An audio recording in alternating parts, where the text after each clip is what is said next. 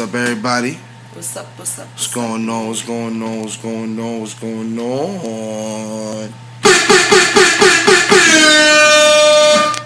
Y'all know what time it is. Welcome, everybody, to the SMD-LIFE podcast. She's let. I'm set. Minus the off. And y'all know what's going on here. Let me get a round of applause. Do I have a round of applause? I don't have a round of applause. I do have a round of applause. Goes a little something like this.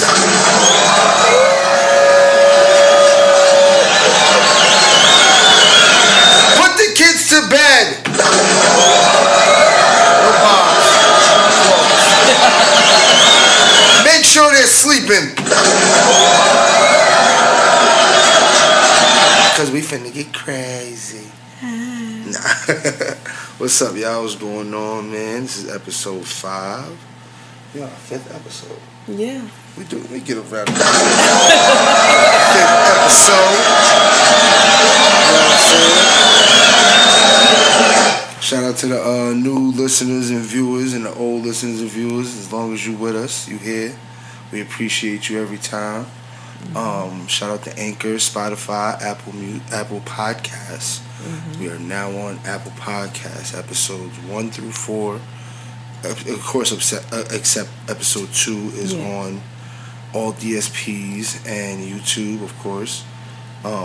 Episode 2 is only available on Facebook. It's an exclusive. You went live on that one, so. Yeah. And just letting the viewers know that what we're going to start doing is going live to do a Q&A prior to recording the podcast. So every Friday, you can look forward to a quick Q&A where you guys could come, share some of your stories or share some of your life experiences. And, you know, of course, if they're relatable, we're going to tell you our view from our point from our view. And, you know what I'm saying, if we can't relate, then it's just going to be a new experience for us to, you know, understand and get some insight on. Right. Word. How you feeling today, babe? I'm extremely tired. But I'm gonna get there. Tired. Yeah. Tired today. I haven't had no sleep in a couple days. You know, it's the life of hard-working parents. Okay. We do this. You know, So also when we do go live, just hit the number up 304 518-2822. And yeah, just hit it up. Just text the number or call the number. Yeah, you can give me some nice. Text the number, call the number or whatever, and yeah, we can respond to you on that too as well. Make sure you hit us up. Let us know what's going on in your life. As we putting y'all in our business, put us in your business because we here. We're not licensed therapists. We are not trying to be your therapist. This is a disclaimer. But you can come sit on our couch. I'm saying for the mighty price of what? Free $9.99. Okay. Except for the Patreon users, you guys got to pay $3.99 a month, but it's worth it because you guys get the exclusive content. We will be updating the Patreon page sometime this month and putting some exclusive content on there. I got like 2 episodes that's gonna go on Patreon. It's gonna be exclusively on Patreon. So so far anyway. I'm opening the wrong thing. What you drinking today? The brown water or the dirty brown water? Let me try the dirty brown water. Gonna have that today. That's the dirty brown water. No, that's the dirty brown water. No, this is the brown. This is the original brown water. Oh. That's the cheaper one. So that's dirty brown water. Oh, so you're trying to say that the Malik is cheap? That's what you're trying to say? I'm just trying to say there's a difference between brown water and there's a difference between dirty brown water. What we're drinking right now so what you trying to say? You trying to say that? Trying to say that this is high class brown water and that's chipoopy. That's not chipoopy. That's like second class. That's like I thought that was like the bougie brown water. No, the bougie brown water is like the expensive version of this. The one that you have to fly in. What, black? No, white. Oh. That's the bougie brown. I love that. When we go to definitely. Yeah. Because it's still brown, but it's white. Mhm. So. How many bottles we getting? How many bottles can we get? As many as they allow us. Yeah. I've never been, so I don't know. I don't have any stamps on my passport. I'm gonna get you some stamps on your passport. Seeing boo. how I just got my passport. I'm gonna change your life, boo. 33 I got a years couple old, stamps on mine. You know, I'm gonna never make had sure you free. match me. I'm gonna make sure you catch up. Trying to match your fly, boo. Okay. You hear I that? think I need a little more juice than that. You hear that? What's that, boo? It's the juice. Some juice. Cause we got the juice. Some juice. Cause we got the juice. Alright, so enough about that. Let's talk about this. What we doing today? I don't know. You want to hit the book? You want to hit the game? You want to hit some random shit? What you want to do? Doesn't matter. You know, I'm down for whatever, whenever, whatever. Please don't sue me, Shakira. Get there. I'll be here and you'll be here. You know what I'm saying? When I lose and that's the do my thing. how I take it off to turn it around and put it back on. That Aquarius shit. I lose some more weight. I'm gonna have belly wine. Whenever. So I can belly wine on your boot. I'll be here. Let me move the drink so y'all can see real quick. My shirt is sponsored by Jelani Black. Shout out to the owners of Jelani Black. You know what I'm saying? We appreciate you for the gear. Right. You know what I'm saying? I need me a little sweatshirt or something like that. I'm saying it's coming. I need me a little sweatsuit or something like that. It's definitely coming because we ain't been. This is old right here, so I'm gonna talk my stuff. This is old right here, but you know what I'm saying? It's still appreciative. Wink, wink. I can't even do that because I just got a Christmas present. You definitely did. Definitely got a Don't T-shirt. do that. Definitely got the new design. I'm not gonna do that. Shout out to the homie Show Money. I appreciate you. But where's the new sweatsuits, bro? We need that. I need a new sweatsuit, bro. Reflectors and stuff with whatnot. I got some ideas, bro. Ching! I don't have that sound. Sorry. But I'm gonna get it for the next episode. But you know, since show is show, so we gonna give save my show money. Shouts out. We can do random numbers on the phone and let the phone choose a number. Go ahead. Do that. And then after that, we can get into some game. We can do half and half. Yeah. We're gonna do a number. I actually love that game. That game is dope as shit. The game is dope as shit. We're gonna do a number selector real quick, and we're gonna go a random number. Hopefully, pick a good topic. And let's see what the random number generates from 1 to what 95. Yeah. Let's see what it generates. 54. We did that already. 18. Let's see. Look, see, she know the ones we did already. I'm like 54. We did 54 last week. I remember that because I'm the one that picked the number.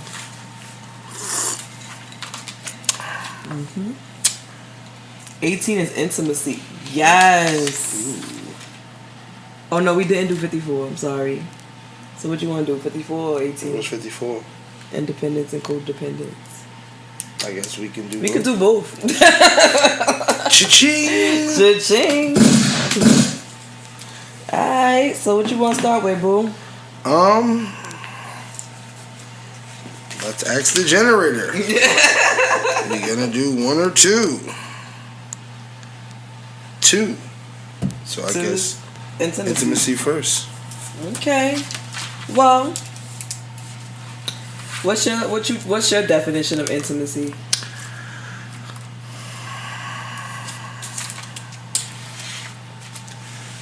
I don't know. I knew that. I mean, that's I why know I what asked it you is, that, but because I really need to know that. I really don't know what my definition would be. So what's intimacy to you then? If you can't give me like a word for word definition, what is it to you? Being able to coexist with a person without always having sex. Like being able to hold, hug, cuddle. Things that we used to do. I'm not gonna lie. But I know that there's no intimacy in the relationship because we both are like strong-minded and don't like blame both of us. I'm not blaming both of us. I'm just putting it out there. I'm just putting it out there. Don't put the bullshit out there. Cause I'm not the problem. Bro, we're both the problem because neither of us are intimate. No. Neither of us. No. Drop a bomb for that.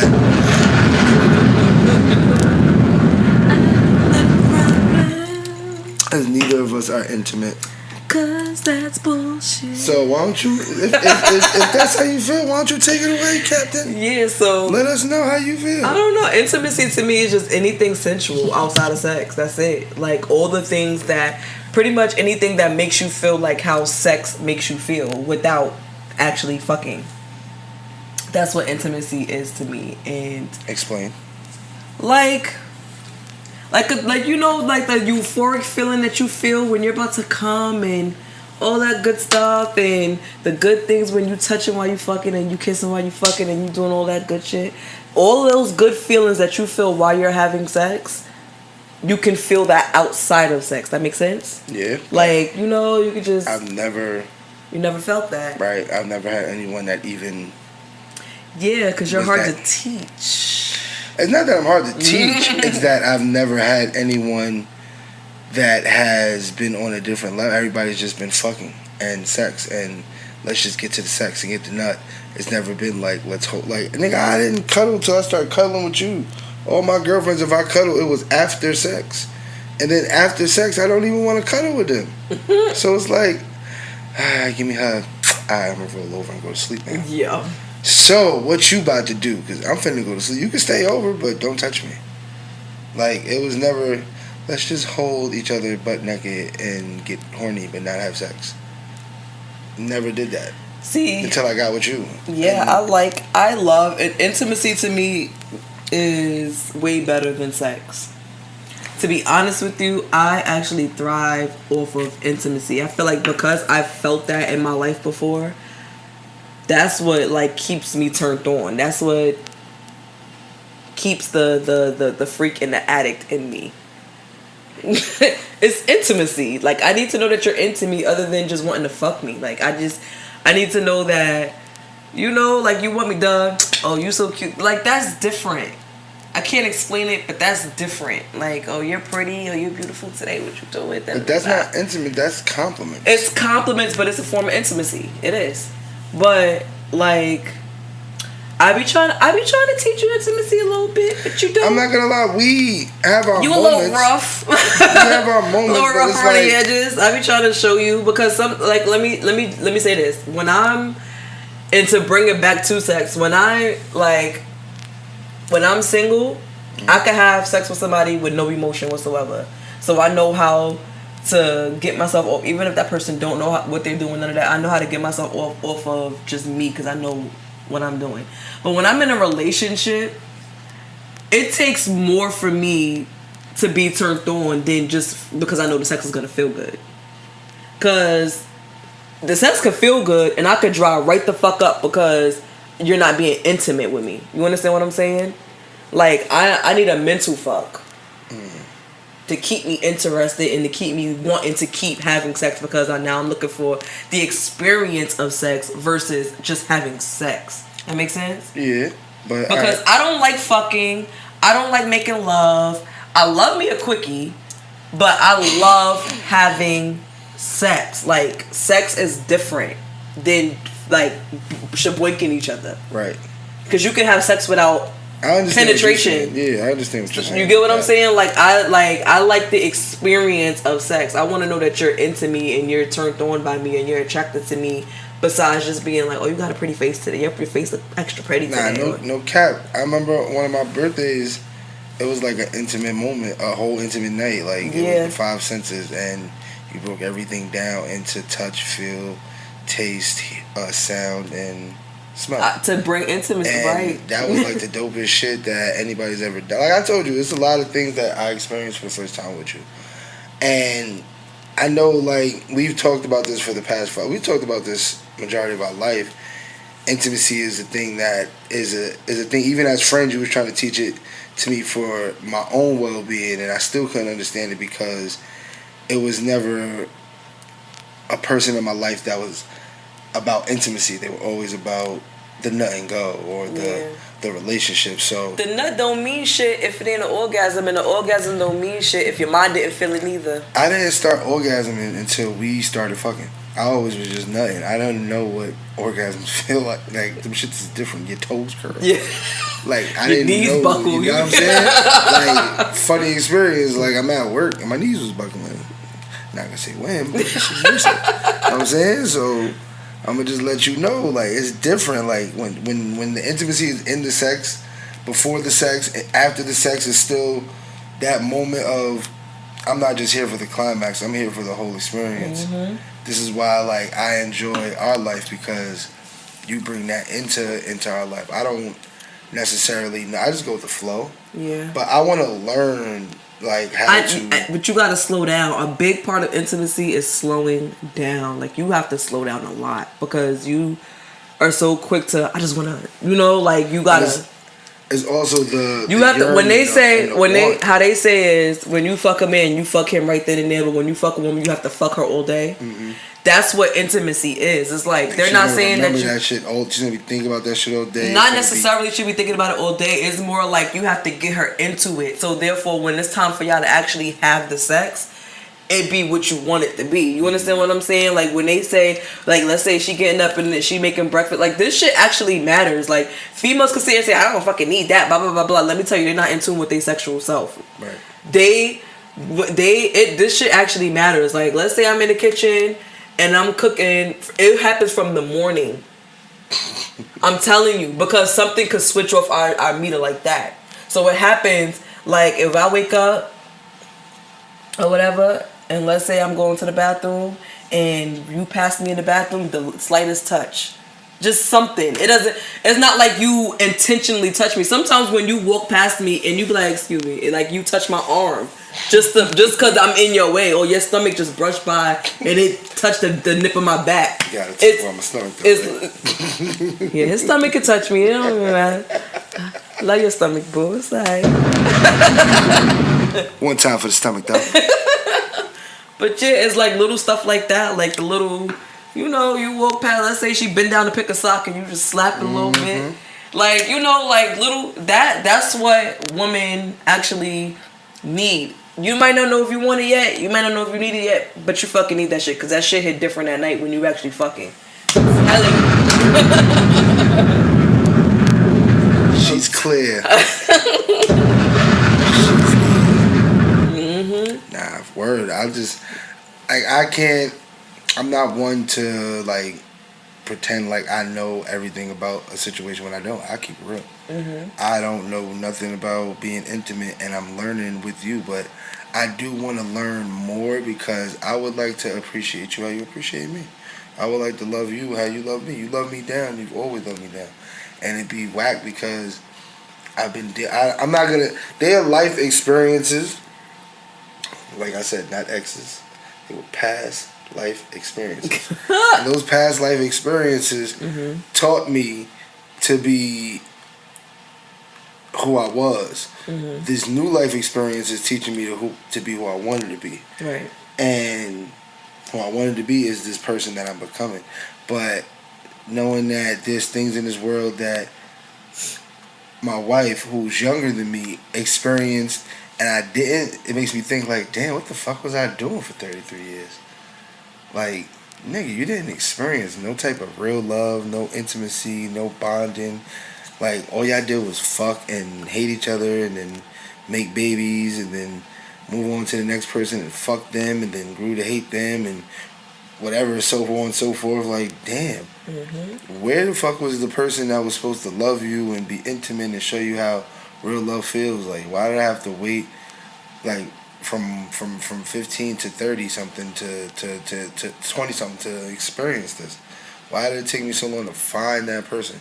I don't think it was meant for me to find that person, because then I wouldn't be with you. You wouldn't have been ready for it.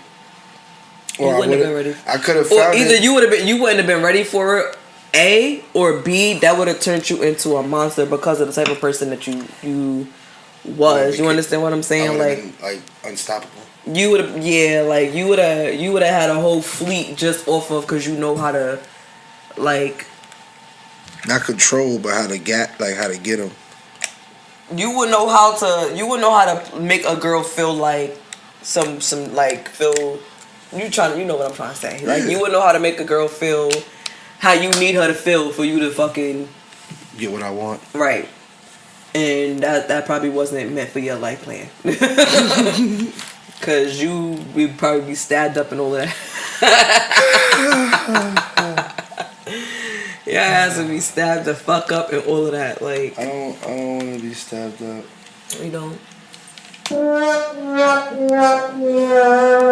don't want to be stabbed up. I don't want to be in nobody's hospital bed. Yeah. Cause I got stabbed. And you know, also what's a part of intimacy is romance. Like being romantic, like doing little things and stuff like that. I think I'm too corny to be romantic because I like. But corniness is a part of romance too. Like I be feeling like I'll be wanting to do stuff and I'll be like, she's gonna be like, this is corny. I know certain stuff you'll be like, oh, but then I'll be like, she's gonna be like, okay, Aaron, this is corny. I'm corny too. Nah, but you be doing dope shit. You ain't do nothing corny yet. I ain't gonna front. I'll be thinking like certain shit is like stuff that you wouldn't want to do or is like corny. You won't know unless you fucking try me. I know. This is what I'm starting to realize because you don't be thinking that my ideas is corny. Like I be playing a little stuff, and it can be something as simple as our last like out date, like just a simple movie and a nice getaway. I was like, I'm gonna do something. She probably gonna think this is corny, but I want to take her out. And we went to the movie. You fell asleep. We done had a couple drinks. We went back to the hotel and got busy. I ain't gonna front. I was knocked out for that movie. It was good though. The parts that you did see. No, I'm talking about the sleep. The sleep. It was good. It was great. It was good. I needed that. I think I just started working and shit too. Yo, you was snoring in the damn movie theater. I'm like, yo, get the fuck up. That's why I kept waking you up. I was like, yo, get up. I was snoring. Oh man. Damn, I was snoring. What movie was that? Eternals. I don't even remember. We gotta watch that after the pod. Cause I need to see what was going on. I was eternally sleeping. Yo, he's stupid. So all I heard was crickets, guys. Yo. All I know is I kept waking up. Oh, something blew up. Damn, I'm dead. Yo, that shit is crazy. I was sleep. Word, but nah. I'm gonna learn. You need. I'm gonna learn some romance. I'm telling y'all. And the crazy part about it is you're romantic on the inside. Like you just don't bring it out sometimes. Like you know how to do it. You have the ideas, but you don't execute them. What you mean? Like because let's say if you make plans for me for something, right? You'll be like, I want to do this, that, and the third before I even know what you want to do, because then you end up telling me after. You be like, I want to do this, that, and the third, or whatever, and then I don't know if things don't work out, or because you wait to the last minute, or whatever the situation may be, you end up not doing it the way that you thought it out, so it ends up being something simple and just, let's just go, let's just do this. So to me, it kind of seemed a little shallow, and it don't seem like you really like put any thought or feeling into it. It's just like you just did it just because I asked, can we do something?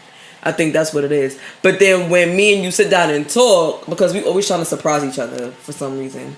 But so when me and you actually sit down and talk, and then you be like, well, we did this, but I was planning this.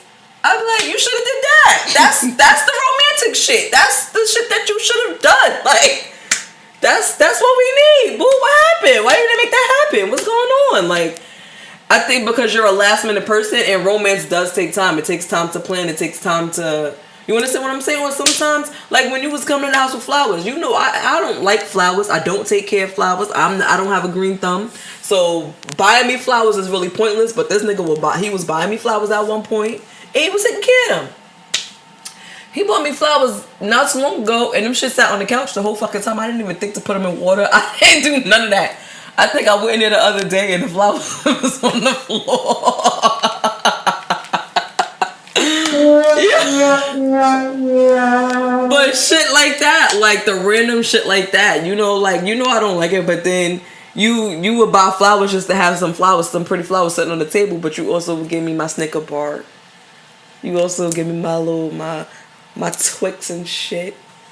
Give me my whatever and whatnot. And my little smart waters. I'm like, That's, stuff like that. You used to buy me chocolate covered strawberries, but I ain't getting no chocolate covered strawberries in a motherfucking minute. I'm just saying, but them shits went bad because your ass was in the hospital with yeah, COVID. that's true. You did the last time you bought it, and they went bad. Fucking COVID. Yeah, but I here fucking up the strawberries and shit. Nah, this shit like. Sometimes I need the mind fuck because I get tired of sex. Like, and this is what I was somewhat trying to explain to you. Like, I don't want this to be the sex episode, but this is what I was trying somewhat to explain to you last time when you kind of brought it up. Like, you're not an addict, you're not this, that, and the third. It's like sometimes I get tired of the feeling of sex. When you're in a relationship with somebody and you're only fucking that person, you kind of get tired of it a little bit. Like, you be like, alright, it's the same dick or the same pussy, it's the same head, it's the same this. And yes, it feels different, but it's kind of the same a little bit. And it's like, I need a switch up. And the switch up comes in the intimacy. The switch up comes in the romance. The switch up comes into how you approach it because it's still the same motion. You still boing, boing, boing, boing, boing. You get what I'm saying? So the switch up comes in everything that happens before the boing, boing, boing, boing, boing. So that makes the boing, boing, boing, boing, boing feel different every single time. That's kind of the reason why I kind of make you wait. You get what I'm saying? So it kind of feels new every time we fuck. Like, or whatever, or about time, or I get you to the right point. Like, you know how, like, you squeezing something and it's not coming out, but you see that it's coming to the tip, and it's like, I get you there. And so when you fuck me, I be like, see, I knew what I was doing. Did you really? I knew what I was doing, because look. Weak knees. At work. It's the juice. It's the juice. It's the juice. He's extra lovey-dovey after that. Like, when we fucking just to get a nut, that nigga could care fucking less what the fuck I do after. She's a lie. Let me make him wait for it. He is extra lovey-dovey. He is, hey, yeah, babe, I love you. Give me a kiss. She's a lie. Give me a kiss. That's because when I try to get kissed on the normal, she be like, So it's like, alright, well, I guess after I give her what she needs, she'll let me back. And then she be like, still lazy kiss, but she give me kiss. Like, come on, man. I gotta go in here with the weak knees and you don't want to give me kiss? Massages. But see, you got rough hand. He don't realize his own strength. And I feel like sometimes you just mad rough. Like, that's why I bought a massage gun. We still ain't use that shit. Nah. That shit is just like the hand, but the intimacy is the hands. I got man hands, bro. My shit ain't soft. No, but so what? It don't matter. I'm a real nigga out here in these streets too, but I know how to get gentle on you a little bit. I know how to make it like. You gotta realize I've been dealing with gangster bitches my whole entire life. You know what I'm saying? You used to be a real nigga out here in these streets too, but then you just became some calm, at-home wife that doesn't want to be at-home wife. Like, I don't get this shit. What the fuck is wrong with you? Just be normal, nigga. What the fuck? Like, why you always want to be weird to me? Why you being weird to me? Shit I be talking about, just be normal. Yo, said you want to get married. When I say that, you had the hand, and with the, you be wanting to be weird to me. You don't be wanting to be normal. Nah. You know one thing I want us to do though? What's that one? I want us to do tantric sex. I don't know what that is. I explained it to you before. I told you what it is. It's pretty much is sex through breathing and touching. And you can actually have an orgasm off of it. I've done it before, but I've only done it with myself. I only did it with myself. I never done it with anybody. Like, it's dope though. It's like dope as shit. Cause you don't realize, like, it's like you control your breathing and you just get into feeling sexy and, good and whatever. And you don't understand how much your body responds to shit like that. Like, I don't. I've never walked past the deep blue. I've been in this one gray area. Breathing. What, nigga? I can barely breathe as it is. You can breathe for sex. That's like trying to chew gum and walk. You know I can't do those two things at the same time. I'm going to be there breathe now. Come on, man. hard enough you want me to breathe and like walk at the same time, but breathe for sex without sex. Nah, I gotta soften you up. You just gotta let me control you for a second. Control me for as long as you want. Like, let me be your P5 controller. Baby. Yo, he's stupid. Drive me like your Tesla, baby. Yo. Connect me through Bluetooth and Bluetooth only, because if the tooth is red, it's dead. Yo, you dumb. Not literally, like, if the tooth is red, it's probably, like, infected. He gets on my nerve. I can't even ask him questions about Why you being weird to me? I can't even ask you questions about intimacy because you've never fucking been intimate with anybody before. So you know, whack ass life and your whack ass bitches. Hey yo, what the fuck? I'm saying, like, all these whack ass females that never been, like, I don't know, my relationships have never been with females who have experienced anything other than getting their ass whooped and need somebody to make them feel better. Oh no. Right, I'm pretty. You know what's so crazy? That's how I learned intimacy. It wasn't my fault, and it wasn't none of that, but it's because of the type of relationship that I was in. He always had to make up, and that's how I decided to understand intimacy. Like, I ain't gonna lie, I'm not gonna lie. A lot of shit that I learned is from that particular relationship and what happened in it and what didn't happen in it. Let me say that too. Right. And I learned a lot about myself and what I like and what I don't like because of that relationship. And that's something that I learned from it, because when you getting your ass whipped by a nigga, you don't want to fuck that nigga. It's very hard to want to fuck that nigga after the fact. But when certain shit happens, it makes it easier to fuck. Yo, it does. I'm just saying, like, and that's where the intimacy came in at, because it was like, damn, like, this is the only thing that's keeping us together, pretty much, because we ain't got no other substance to this relationship besides that. Like, it's all the other way around for me. It wasn't no shit going on. It was just like a bunch of cheating and lying. So it wasn't no intimacy between us. And then the other females that I was dealing with, like, they were just females I was dealing with. So it was like, what the fuck is intimacy with that? The fuck is intimacy? You know what intimacy is? Only intimate I see it when I go get my... he gets on my nerves. You know what I'm saying? Only intimacy I see is when I go get a haircut from Intim. Intim, I see you cutting hair. Can you cut mine too? Like, it was never like... you look good, I just want to touch all over you. Nah, it was more like, yo, you coming over? I need to fuck the shit out you real quick. Nah, alright, cool. Click, next bitch. While they was being intimate with they niggas, I was getting them to come to my house to just fuck me and then go be intimate with they niggas. Yeah. I don't even think a lot of these young people know what that is. I remember I was talking to somebody and we was talking about sex and stuff like that, and they was like, actually, it was around. I was with family, and we was at one of her friend's house and stuff like that. And you know, she was like, "Yeah, I love my nigga fuck me, whatever." Of course, she's older than me or whatever. And the other family member was like, "Yeah, because you know I love this and whatever." So the person he actually wasn't dude, he was gay. It was gay dude or whatever. And he was like, "Yeah, because you know I love this, but sometimes I just be needing some more."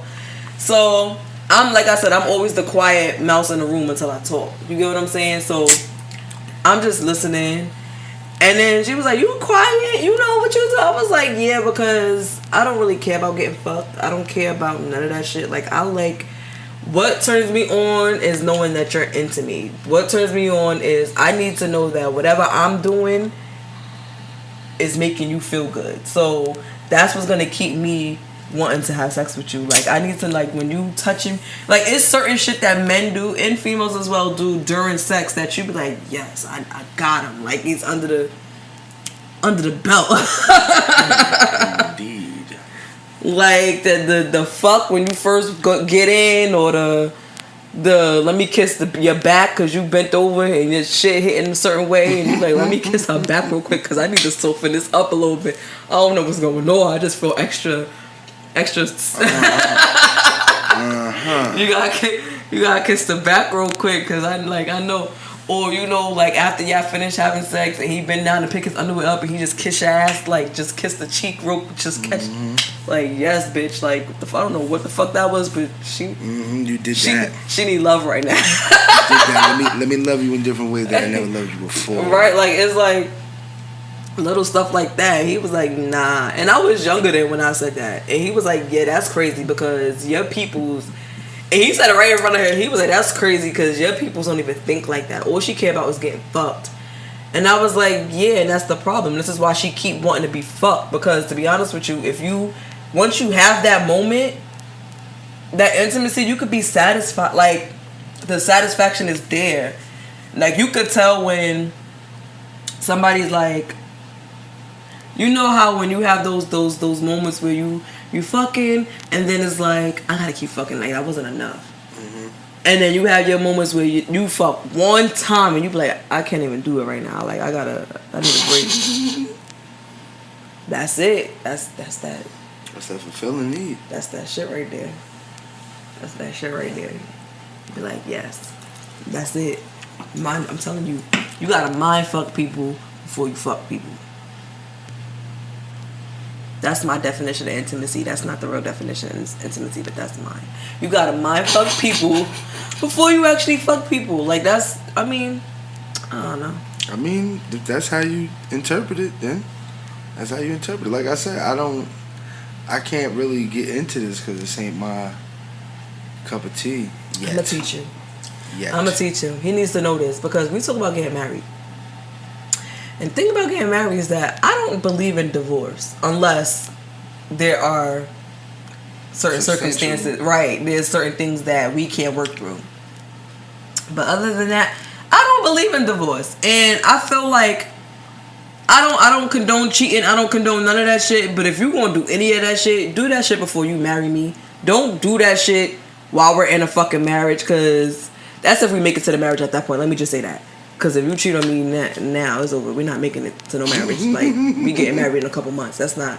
But anyway, like that, you know what I'm trying to say, though, right? Like, if you're going to do it in the boyfriend-girlfriend stage. Right, don't do it once we in a relationship. Excuse me. Right. Like, don't do it once we already, like, tied locked in. Yeah, don't do that. 2 years later, and now you like, you know what, I'm tired of it. Because you asked through the whole 5 years. Are you sure? This is what you want? This is what you want? This is what, like, you gotta commit to this. This is not, like, at this point, this is not something that you want to be in. I mean, like, you know, you could want to be in it, but you know what I'm trying to say. This is something that you have to commit to for the rest of your fucking life. And then some sometimes. And right, like, so that's what it is, like, and that's my thing. Like, you have to learn. I feel like you need to learn it before we get married.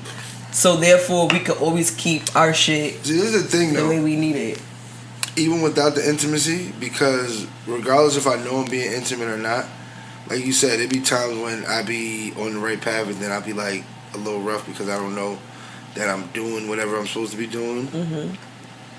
My thing is, if you're not satisfied in your situation, then how could you possibly like try to further a situation with the person? Like if I wasn't completely satisfied, like alright, even with us taking the little breaks that we take when we don't have sex, I know that once I get the getting gonna be good. So I ain't got to worry about, oh, she's not fucking me, I need to find sex. It's more like, she fucked me. Oh, it's gonna be great. Oh, I can't wait. Today? No, not today. Yo, the other day, I'm not gonna lie, we haven't had sex in a minute, right? The other day I was like, yo, can I get some dick? When I tell you the excitement, Today? He's like, yeah, I was waiting for you. Like, I couldn't wait for you to say that. Yo, it's like he was like a little boy in a candy store like that. Weren't you dead? Sure, you want to go today?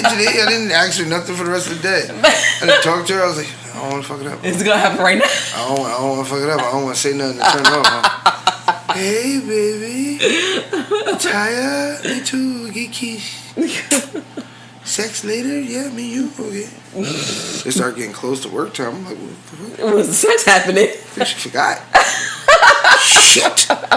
Shit. She forgot about the sex. It's okay. My birthday be here soon. Yeah. hopefully the Lord blesses me with the gift of sex. Yo, he's fucking dumb. Hopefully the Lord doesn't hate me enough to make things happen in the same color that I'm wearing on my birthday. That would fucking suck. Yo. I would kill myself twice. Come back and kill myself again. I ain't gonna lie, you better get it as much as you can before that day. And when I say I'm gonna kill myself, like I'm gonna jump out of my body, see me, shoot me, and then jump back in my body like, who shot me? Yeah. Murder solved, nigga. I did it because God didn't love me that day. On the 23rd, the 22nd, or the 21st. Nah, yeah, you better hope that is a little delayed. Let there be blood, not light. He said blood, blood. Nah, but yeah, that shit. I don't know. This is. I'm a definitely. We're gonna tap in on it, and we're gonna come back and give y'all the results too. Yeah. It's either we're gonna be married, or we not gonna be married. Yo, he's stupid. If I don't like intimacy, she might not. Hold on, bro. You a sandwich short of the picnic. What's going on here? You forgot the intimacy part? Nah, I told you no wedding unless it's been. Nope. Alright, cool. What vowels? A, E, I, O, and U. No, but see the thing is, like you're hard to teach, but you go with the flow. Like I said, as long as it's your idea, you think it's your idea. You gonna go with it. So I know how to get you on board, boo. I'm not worried about you learning it. I just know I can't be outright like this is how you do it. This is how you do it. This is how you do it. I can't do that. Like sips. I have to get you in the act and just be like, yeah, cause you know. And then you're gonna be like touching me and all of that stuff, and then I'm gonna have you going doing all of that. Hold on, see, this is the thing too. Now I know the touchy part of intimacy. Yeah, but you rough. In this relationship, it's very hard to see. I play a lot, but then when I want to just be like touchy, feely, soft, and cuddly, it's hard because of, like she said earlier, she learned intimacy from the unfortunate domestic violent relationship. So with that being a trigger, when I go to touch her, sometimes I don't like when I go to touch her and it might be like a flinching reaction because it's a trigger. Like she sees the hand come in, it's like, nigga, hold on, what you doing? Yeah. I'm just coming to touch you. That's like, it's not a turn off, but it's a like uncomfortable feeling. It's something that at first he didn't notice, or even if he did notice it, it wasn't a big thing until it became it didn't bother me because I didn't understand where it came from. I just thought she just was like a person that didn't like to be touched. But it's like, bro, excuse me, I used to play with you and wrestle with you and touch you and grab you up, and you was never flinchy. The fact that you're flinchy makes me feel different in my heart. So it's like I feel bad, but I also grow a hatred for the person that caused it, if it makes sense. Yeah. Because you kind of like fucked up a moment for me in my situation. That was like helping her heal to not, like, I don't know if I could ever get it to not be a trigger, but letting her know with a reassurance that it's never going to be that. When I'm reaching out, it's to try to soothe you or touch you, or even though when we play, and I like I always say I'm the submissive one, so she'll swing and I'll just let her hit me.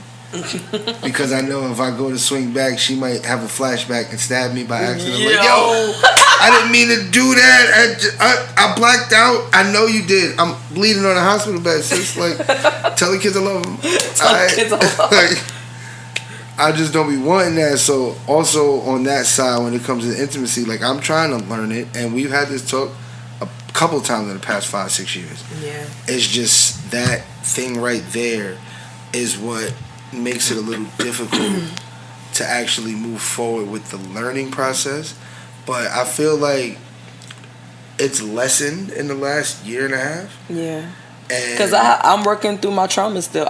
You know what's so crazy? What's so fucked up about me is that I don't know I have PTSD until I realize I have PTSD. She be in denial about it. Yeah, I dead don't know. I went through that, but it's whatever until something is on some dead serious shit. Like with that particular relationship, I'm like, yo, I went through that, but I'm over it now. I'm out of it. I don't care. Whatever. She don't even realize. But as soon as he be like, yo, babe, and I go like that, and I be like, down to me kissing her, like, yeah.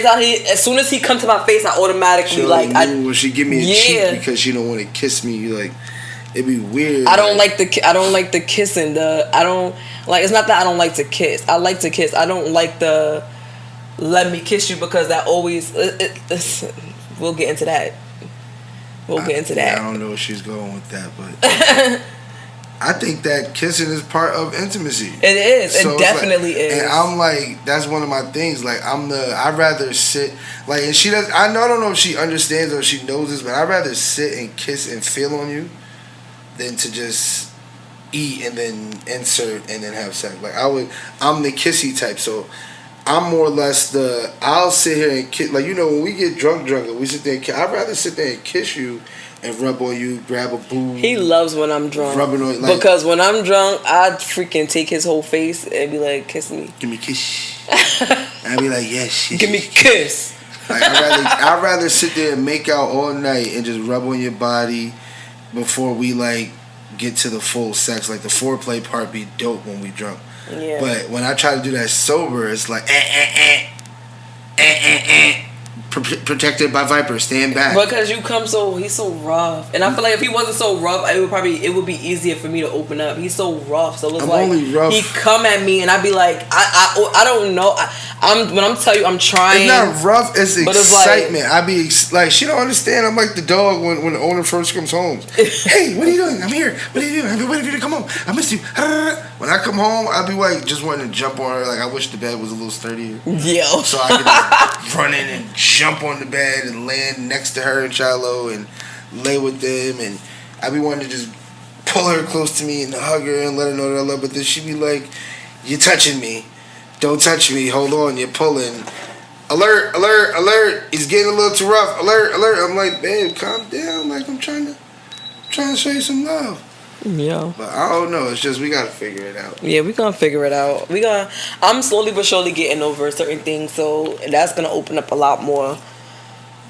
He don't understand. He feel like I do understand. I'm like, how you know that picture with the iceberg on top, but then when you go underneath the ocean, you see a whole bunch of like iceberg, like it's like the tip of the iceberg, literally. Mm-hmm. And they got the picture of it's the little piece at the top, but and then it's big. That's literally how I am, and because the tip of the iceberg is so big, you just be like, nah, she got it, but you don't realize it goes. I'm way deeper than that. But I just haven't let you get that far, even after 5 years. I still haven't let you get there yet. So this is why I know, like, I feel like if you love me now, once you open up, I'm gonna love you more. And you always say this shit, but it's like waiting for weed to grow. Like, when are you gonna bloom? I thought I put you on autopilot, and it's not blooming. I mean, autoflower, and you're not blooming. But once you do bloom, it's like, you've seen growth over the years, though. I've seen growth, but you can't say you haven't. We've both seen growth, but it's certain things that I want to see more out of you. Just like there's certain things that you want to see more out of me. But like I said, I don't rush it because in time it's gonna come. Right now, I feel like we're focused on getting our lives where we want it to be, mm-hmm. And once we're in the position that we want to be in, then we'll be able to focus back on us, and it's not gonna be when we're 40 or 50. It's gonna be now. I feel like we need to find the balance of it. As the female, because I know how to balance, we need to find the balance of it. And that sometimes that fucks up intimacy too. You understand what I'm saying? When it's no balance, when it's all like let me work, and you do baby, kids, house, and we don't have no time for each other. But like, we used to date each other. Like, that's one thing. You wasn't used to that. I wasn't, because it was just like pick a chick up, go get food, and then drop them off. It wasn't going out to eat or going to chill. Like, I really started going to do shit. We did pottery and like stuff like that. Like, I said, regardless of what, we have to date each other. And while we were still in New York, we was trying to make it like a weekly thing. Since we've been out here, we haven't really made it a weekly thing because it's just us. So like in New York, we had more of a support system. Yeah. And even with us learning how to deal with not having such a full support system, it's now us learning how to move around without the support system, and it's getting easier. It is, because we're starting to learn different ways to enjoy each other and enjoy each other with the kids. Or when we do get a break, we're learning how to capitalize on that break. Mm-hmm. Sometimes like we get a break and we make plans to go out and do this and fuck that. Let's just go lay naked in the bed and sleep together. Right. Did you take a hot shower? You took a hot shower. I'm gonna go take a hot shower. Let's just lay naked. We ain't even gotta touch each other. Just put your butt next to mine. And as long as I feel you when I reach my arm back, that's all that matters. Sometimes I reach my arm back and she's gone. I'm like, where the fuck she at? She's in the bathroom. Nigga, how the fuck you gonna get? You trying to treat me like a thought? Yeah. Getting up while I'm sleeping. You do. He has to touch. Yo. That I have an issue. I ain't gonna lie. For somebody who has a issue with being touched, like, I know I'm talking about intimacy and I love intimacy and all of that or whatever, but like I said, once I work through my past traumas, I can get back to where I was with that. But this nigga here, like, get the fuck off of me. Like, every time you go to sleep, you gotta be on me. You gotta touch me. Something has to touch me. Like, I was supposed to go out and do a whole fucking Instacart today, and that shit didn't work. Because as soon as I laid on her, he laid right on me. Went right to sleep. I'm like, yo, I ain't gonna lie. At one point, when we first got down here, and even like while I was pregnant too, I think that he backed off once I had the baby. But even while I was pregnant, him and fucking Zayden, they can't sleep unless they're touching me.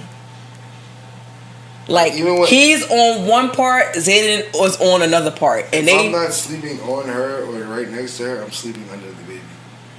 Like, I have Zayden down here, and I'll make him lay in the corner, and then I'll put the pillows in front of him and lay right under him, or he'll lay right under me, or like with Shiloh, I'll have. They need each other, but I'll take him downstairs and let her get her rest upstairs, but I'll make sure I'm right near him and my hand is on his foot or something. Like, I don't know. I'm very touchy. She knows that, and she doesn't touch me. And I don't mean sexually. I mean like when we sleep, like rub my head, like. And you know what? I don't like that. I hate that. I don't like that. I don't like that. I hate. What? You don't touch my head and rub my head since I cut my hair. Really? It's been 3 years, bro, and I'm starting to regret cutting my hair because why? When I had hair, she would run her fingers through my long, luxurious hair, and she would rub my head, and she would play in my hair. I rub his head. You don't rub my head. I rub anymore. His head. Barely. I do. I rub my head in 6 to 8 You don't months. even know what I'm trying to get at. I clearly understand. And you do not, because you don't even fall asleep with your hands on my head anymore. So his head gets rubbed. Maybe once every 3 months. His head gets gripped. Like I said, once every 3 months. Might be a little intimacy, but she don't rub my head. Yo. She hasn't rubbed my head in I don't know how long. It's been years. I think the last time she rubbed my head was right before she got the ring. He's fucking lying. This nigga lying. Anyway, that's another topic for another day. Because you said we're going to have the sex conversation today. Yeah, we're going to talk about stuff. But that sex conversation, the sex talk ain't going to be about us bashing each other about fucking sex. It's supposed to be other shit. I'm not going to bash you about nothing. I'm just saying. Sometimes I want my head rubbed too. You get your head rubbed. He get his head rubbed. No, you get your head rubbed. I used to get my head rubbed. I used to get my head rubbed, tickled. I got a whole video. Gargled, hummed on. Of your head being... Anyway.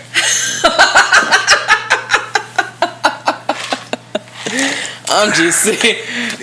As y'all see, I needed some water. Because he was just thirsty. She wants to play all day. Anyway, let's get to the second topic. All right. Independence. Independence and codependence. Codependence? Mm-hmm. I don't got no codependence because my baby mother. Yes, the fuck he do. I got codependence. Yo, he's stupid. I just got what you said. You're codependent, and I be trying to make you. That just went over her head. But yeah, nah. You're codependent. I'm very codependent because I'm just learning independency, and I still haven't gotten it quite yet because I'm not in a position where I have to be fully independent. I have a partner, and I think that's what keeps me from fully being independent. And I think it's like a negative positive because if I would have learned to be independent then, I would be a whole independent piece of shit right now. If I, like, knowing that I'm sorry, I didn't mean to cut you off. Knowing that I'm learning it with you, I feel like the independency is going to matter more because I'm not just like, fuck bitches, I'm getting, like, my whole attitude used to be, I thought I was being independent. Fuck bitches, get money, and I don't need nobody. I could just, no, I didn't even understand what a bill was. I thought a phone bill meant that I was doing something. A light bill meant that I was doing, a cable bill meant, no, I didn't understand independency. I didn't understand taking care of myself. I didn't understand being able to call the doctors and set up my own appointments. I didn't understand, still don't do that because I make her do that too. I didn't understand. I didn't understand having to wash my own clothes and separating the colors from the light colors, from the dark colors, from the white. Still don't do that. Still makes. Yeah, he still be fucking shit up. I do it when I have to. He do it when I'm standing there. I do it when I'm being monitored. But when it's just me washing the clothes, everything goes in one wash. If you get lucky, I'll do a load of white. Alright? One load of white. I'm putting jeans with t-shirts with yo. Purple. And then I'll be like, yo, why is my shirt fucked up? Because the kids I don't know, because I was teaching the kids how to wash clothes. He tells me everything but the fact that he didn't separate the damn clothes. I did separate them. I put the whites over here and the colors over there. I didn't say I put the light colors. But that's part of the independency that I'm learning because I'm not going to sit here and be like, oh, my mom wasn't there, my dad wasn't there. They were busy. They didn't have the time to really, like, teach me shit like that because they was trying to get their lives together. And I don't blame nobody, like, not even myself. I don't blame my parents. I just take it as a life experience that I had to learn at a later time because at that time I had to learn survival. So it was like, all right, my mom's struggling. It's me and her, and I got to take some of this, like, pain off her back. And then her giving me another sibling is like, damn, I got to take care of her, me, and this sibling. So then it's like, all right, I got y'all. I'm going to figure out how to make sure that I can lessen the load. You ain't got to take care of me. And if you need something, I got you. But you ain't got to take care of me. That's what I thought independent was being. No, I was just stupid because I didn't learn to value everything that I was learning from these life lessons, like not knowing how to fucking feed myself. So then I got to learn how to make tuna and fucking chicken nuggets and shit. But meanwhile, over here at the castle, these niggas learn how to make home cooked meals, and you know what I'm saying, they learn how to really be independent. Like I just make my mom. meal. You gotta understand, my mom got all girls, like right, and not only that, like I didn't know to wash the side of the toilet until I got. Yeah, he didn't know that. Yo, we clean. First and foremost, he's not a cleaner. He don't like to clean. I am now. Now he'll get up and clean, but when we first got together, like I had to learn the fucking hard way that this nigga like don't like to clean. Like, and the crazy part about it is he's the messiest one of the fucking all. Like, but he's so used to somebody coming behind him to clean up that is like when he got with me. And at first I was doing it, but then I was like, I'm not fucking cleaning up behind you. You was a grown ass man. That's a fact. But shit got real once I started doing that. But still, like. At the end of the day, like when I was by myself, I was good. Like I like whatever. But he, oh my god, nah. It was a whole different situation. But yeah, like I forgot where I was going with that. Now you was talking about your mom. Oh yeah. So my mom, Thank you. Yeah, my mom is very independent. The thing about my mom is that whatever relationship she's had before us, she had them, whatever. The last relationship I know my mom to be in is when I was like 11 years old. Once I was 11 years old, she was in a relationship, and she was with him for a while. And like we kind of like grew up with him or whatever, and then we moved. He was living with us or whatever. And then when we moved to Georgia with my dad, he brought us down. He helped my mom bring us down here. By the time we moved back to New York, which was like 2 years later, they weren't together no more. Ever since then, my mom was not with anybody. And if she was with anybody, she did a very good job at not letting us know that she had a relationship. Because from what I know, my mom have never had a relationship or been with a man since. And when I moved back to New York, I was 13 going on 14. Now I'm 31. My mom still ain't got no man. You want to, like... You gonna drop a bomb for mommy not having no man and being independent out here in these streets?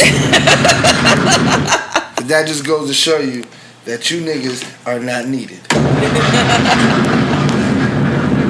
Right. She's clear. She's here. But I also learned a lot of intimacy from being in relationships with dudes that needed me to take care of them. Because at one point I was like the one that was making the money in the relationship and stuff like that. So I had to be on top of the shit. Like I had to make sure the bills were paid. I had to make sure this was happening.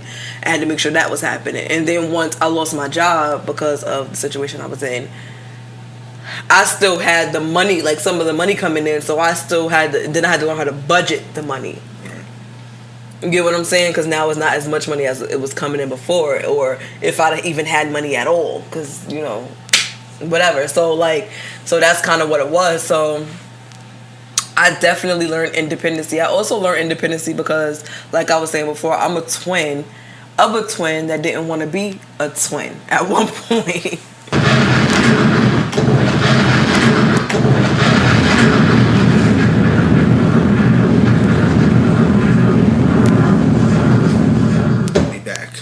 We back. Had a technical difficulty, but we back.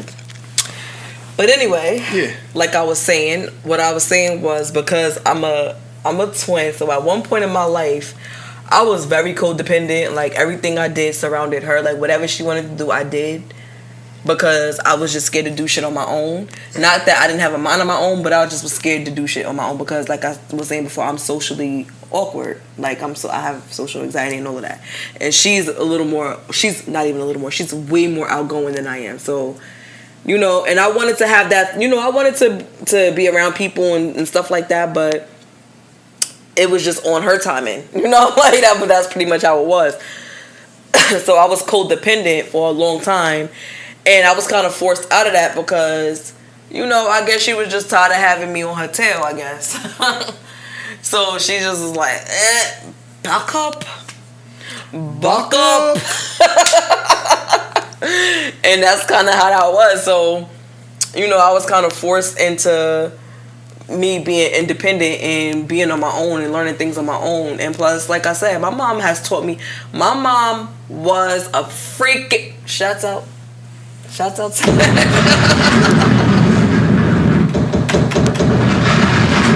Shouts out to Anime Block. That's what I call her. That's not her name. Right, like shouts out to her because my mom was a freaking mom. She taught us a lot, like a lot. Even if she didn't know she was teaching us like just watching her just do things and just make shit happen and stuff like that, and just little things that she said to us. My mom was not afraid to talk to us, so it was like, you know, we learned a lot. And being independent is definitely something that she like made sure she got through our fucking head. You don't need a man for shit.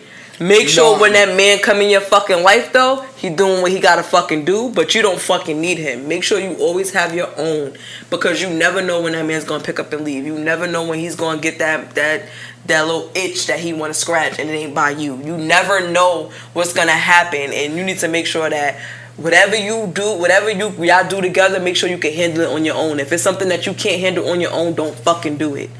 And that's something that I'll live by till this fucking day.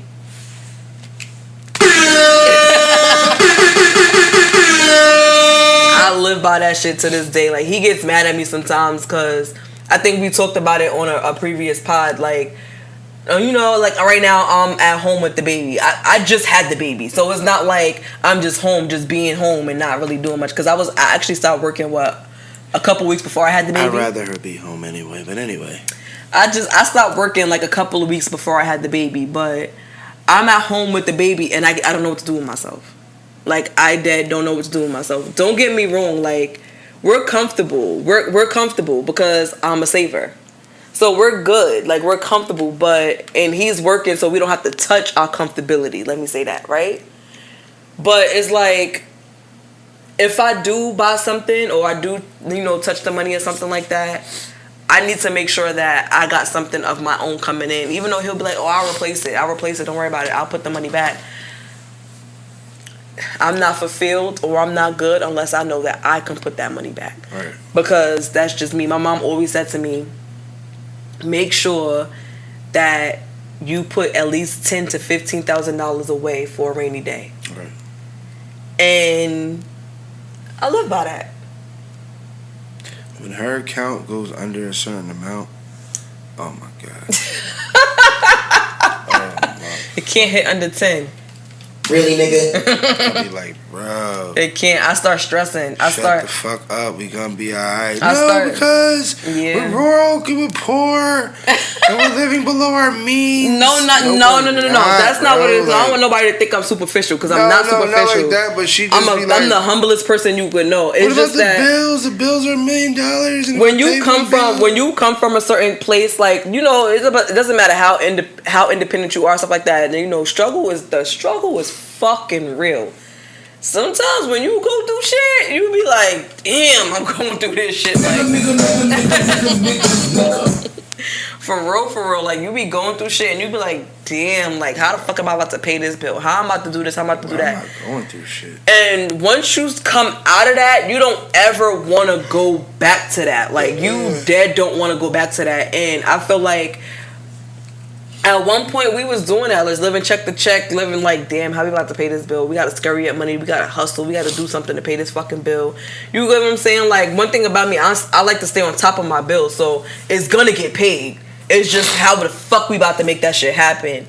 Now we're in a comfortable spot. Once like, you know, shit happens, something happened with the car, we gotta go fucking get that's what the rainy day money is for. Right. When shit pop up and you need to fucking get up and move. Not just because it's raining outside. Right, like, that's what that rainy day money is for. And sometimes when I touch the money, I be like, I'm depressed. I need a job. He be like, yo, if you don't go sit down, he don't understand that that's not a lot of money. Like, that's literally, you can spend that in no time. That's not a lot of money. And at the end of the day, is like I said, I'm the most humblest person in the world, but I've never been at a point in my life where I just been like, I'm comfortable. And right now I'm comfortable, and I want to, like I said, when I find something that I like, I fight hard to keep it. And that's one thing about me. If I'm comfortable in the situation that I'm in right now, of course I'm going to strive to do more. But as of right now, I know that this is where I want to be, and I don't want to ever go back to where I was. So if that means that we both gotta work, so I ain't gotta touch that, we ain't gotta touch that money, then we both gotta fucking work. He want me to be a stay-at-home mom. I don't want to be a stay-at-home mom. I ain't really with that. I need my own money. And fortunately for me, she has no choice now. Shout out to Shallow. What up, little boy? What up, Lamrod? What up, Lamrod? Shout out my boy Lamrod. That's because technically I would still be on maternity leave. For the next 18 years. So, hell no. Shout out little Lamrod. I mean, yeah, because of Shiloh, we don't know what's going to be in store. Little Lammy, another topic for another day. Right, but still, Little like, Lammy. But still, I gotta have my own everything. Like, I need my own. And right now, the way we're set up, like, you know, but it's supposed to be a candid situation. Right. The way we're set up is that if he leaves today or tomorrow, I can still handle everything. Like, my house don't stop. Right. Because he left. Right. And even with me, even if I was to like leave, I would still make sure like both homes are taken care of, because they would come in. I would have to be the independent one for my situation, but then I would also make sure that the mother of my kids, and not just because she's the mother of my kids, because I have 2 other mothers that I can care less what they're doing or how their lives go as long as my kids are good. That's all that matters to me. Not to be mean or rude or Can I get some more juice in anything. But when it comes to her, like, she helped me get to the position that I'm in. So my thing to her is forever yours. Like, I'm always gonna make sure that you're straight. If we break up, if we get divorced, if this thing Say doesn't that work now. out. Nah, that's We're gonna document that. she's been my. You gotta understand. She's been my right side, left side, and my backbone for over 15 years. So, if in the event that we don't make it, I don't have a problem making sure that I'm right there for her, because when we weren't together, she was right there for me, and when we were together, she was right there for me. So just because we separate, I might not like what's going on in our personal lives, but when it comes to this family life, her kids is my kids, and our bills is the same. Like, I plan on being a freaking billionaire, and her being my billionaire wife. And if she's just gonna be my billionaire baby mother, then so on, so be it. I'm still gonna pay your bills or help you pay your bills. If I got it, I'm gonna pay your bills because my kids are with you. That's like without a doubt, because my kids are with you, and you help me to get to where I can be independent enough to pay bills. So what the fuck I look like? I ain't gonna lie. At one point, I'm just not paying your bills for no nigga every fucking to come over. Like, I'm not paying no bills. For See, you, to you having conditions and shit on it. If you think I'm gonna be single for the rest of my life? You think I'm gonna pay bills with your nigga living in the house? If my nigga live in the house, you don't gotta worry about paying. Number one, if me and you was to break up today, if me and you was to break up today and tomorrow, you know I'm not gonna ask you for no money. For kids, regardless, he knows how I am. He knows don't have to ask me for shit. But me offering is me. My thing is, you a parent. You know you a parent. Just do what the fuck you got. That was a little harsh. Just do what the fuck you got to do for your kids. I don't want to beg you for nothing. I don't want to have to ask you for nothing. I don't want to do none of that. Like, cause that's not who I am. I don't want to do that. But at the end of the day, if he was to leave today or tomorrow, like I said, my ship don't stop. My shit still it still goes, and I'm gonna be able to take care of what I gotta take care of. So I'm not gonna be like, oh well, you said you was gonna pay my bills, so you gonna pay my bills. No, fuck that. Like, no, there's a couple of things that she might not even want. She might be on some just give the money to Shiloh and Zayden. Yeah, cause that's how I am now. Right. So you understand? Like now he like, oh, so you know what we gonna do? Like, don't get me wrong, you carry the bills, but then there's certain times when I be like, I already paid it. Right. And you be like, what the fuck? Here go the money back. I be like, nah, just go buy Shiloh and Zayden or something. That's that's just how. Like that's how it is now. So it's like, it is. I feel like it's gonna be the same way. The only thing is that there's bills that we share now. Like, you get what I'm saying? That's attached to both of us, and I don't think I would want to change that if we was to break up. I feel like that would still be the same. So that's something that we would definitely still have to keep on going. If we break up, my phone's staying in your name. I don't care. And life insurance policies, I'm keeping life insurance policies, stuff like that. So it's like it's stuff like that has to stay. That's also a trust thing, because even if we was to separate, I trust you with my life. Like, I don't care. So if we was to break up, I'm still gonna be a beneficiary? Yes, and you still gonna do my taxes too. You know what I'm saying? Like 401k, all of that shit is still. So you gonna keep me under your insurance, even if you got a girlfriend? I told you, if we break up, I'm staying single, so I could always have sex with you. Like, you don't want to be my girl? All right, cool, but. So what if I get a man? What you gonna do? That's it. That sounds personal. I'm not gonna lie. That sounds personal. What the hell are you gonna fucking do? Is he gonna be prepared to get cheated on? I just want to make sure, because like. So then, what's the point of us breaking up? Because you wanted to break up. Like, what? You said you wanted. This is not working for me right now. I'm tired. You're not understanding me. I want to separate. You want to separate? All right. Well, you can separate. So you not. So you can. This man always say this. He always say, if we was to break up, it's gonna be because of me. He does. Like, you got feelings too. You got shit that you might not like too. You don't even. And I'm not trying to like be funny or be negative or not, but you don't even be realizing when I have feelings and when I don't like this stuff. So I don't express it anymore, because I pick up on your moods faster than you pick up on mine. I pick up on his moods. I just you don't. pick up on them. You don't react to it. Yeah, I don't react to them. But I dish my moods away faster now because of past experiences with us, where it's like I don't feel like arguing or trying to play victim. Sometimes I play victim because I feel like she's not paying me attention. I want her attention, so the only way I could get attention is if I fucking do some dumb shit. And this is why I don't pay attention to his moods. But then sometimes it's like, nigga, I feel away, but I'm just gonna like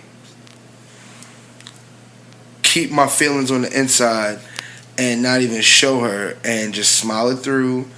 And deep down inside, it's like, yo, I feel away, but I don't feel like going through the whole notion of explaining why I feel away for you to tell me I'm playing a victim when truly this is what I feel, and I don't know how to deal with it. I think this kind of plays into what we was talking about last episode, and hopefully it don't go south like it did last episode. Hopefully it don't. But the thing about it is, what I was trying to explain then and what hopefully I can get out now is that a lot of the way that I am is how you taught me to be with you. You understand what I'm saying? So this is why, and then the reason why I say victim is because now you're a victim to it, because you taught me how to be this way to you, and now this is just how I am with you. And you want something different now, and it's like, for me, I'm like, I'm not ready to give you nothing different because you want things to go how you want it, when you want it to go, and you don't respect nobody else's feelings, and you don't necessarily care about how the other person feel when you're doing what you're doing. You understand what I'm saying? That's how you make them feel, even if that might not be your intentions, but that's how you make them feel. No, I understand that, but then here's my question, right? Mm-hmm.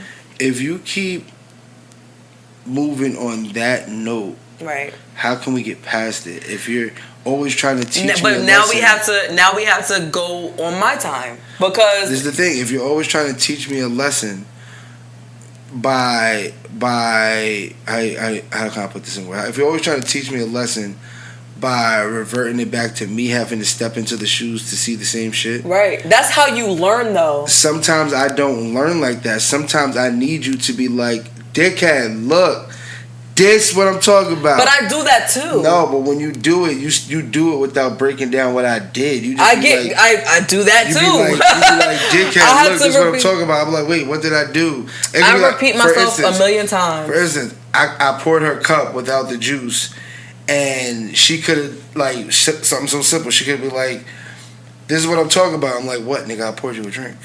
Because I didn't pour more juice, I'm not realizing, damn, I poured the liquor but didn't pour the drink. And she's just saying, like, this the shit I'm talking about right here. What the fuck did I do wrong? I poured you a drink. I thought about you. I said, pour me some, pour her some. Oh, shit. I'm not thinking I didn't pour the juice in hers. Fuck.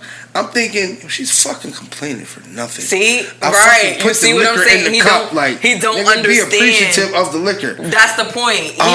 Shit, I didn't put the... That's the point. Like, he don't know how to love somebody the way that they need to be loved, or he don't know how to give that person what they need. And like you said, something as simple as, I'm not a drinker like that. This is the most I've ever probably drank. You get what I'm saying? We stopped drinking and like... Yeah, like... I'm not gonna lie, this is our comfortable zone now. Like, this is when we can sit down, have a drink, the kids aren't running around being crazy, and we get to enjoy each other, we get to talk. This is why I love and this helps us open up a lot more too. So it's like, this is another reason why we suggested drinking during the podcast. Like the other day, you said that you were thinking about therapy. You don't even realize this is our therapy.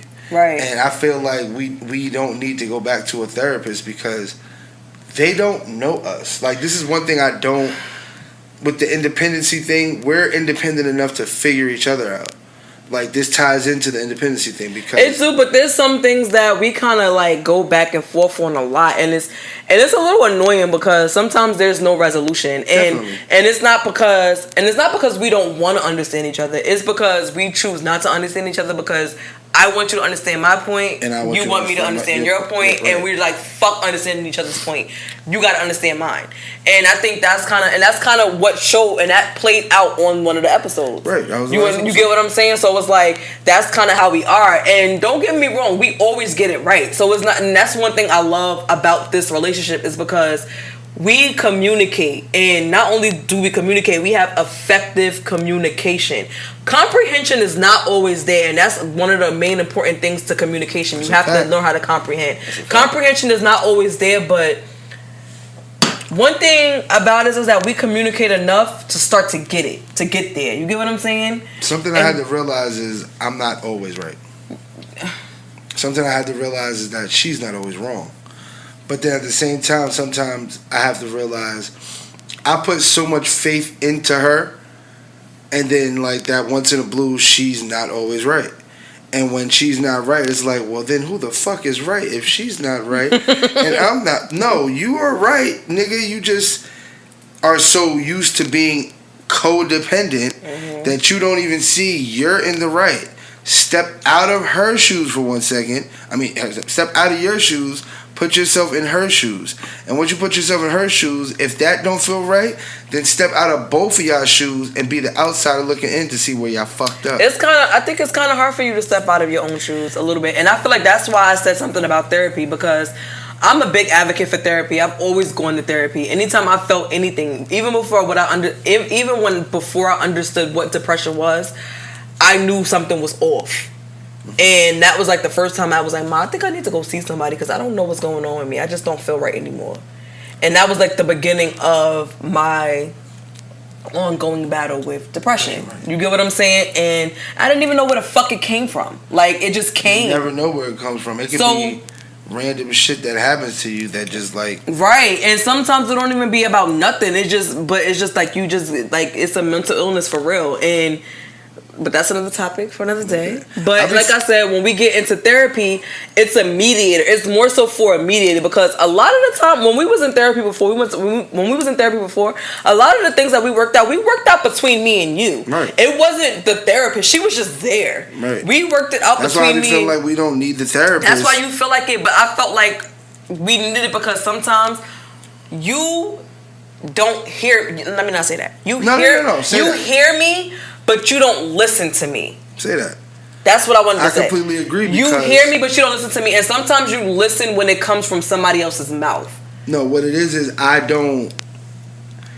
be so caught up in my own emotions, I don't listen fully. I just hear the gist of what you're saying and be like, but she needs to understand where I'm coming from. He listens to respond. He don't listen to take in. He don't listen to understand. Now that I've been respond. More or less listening to actually take in, I shut up and be like, you know what? I'm wrong. Let me make it right.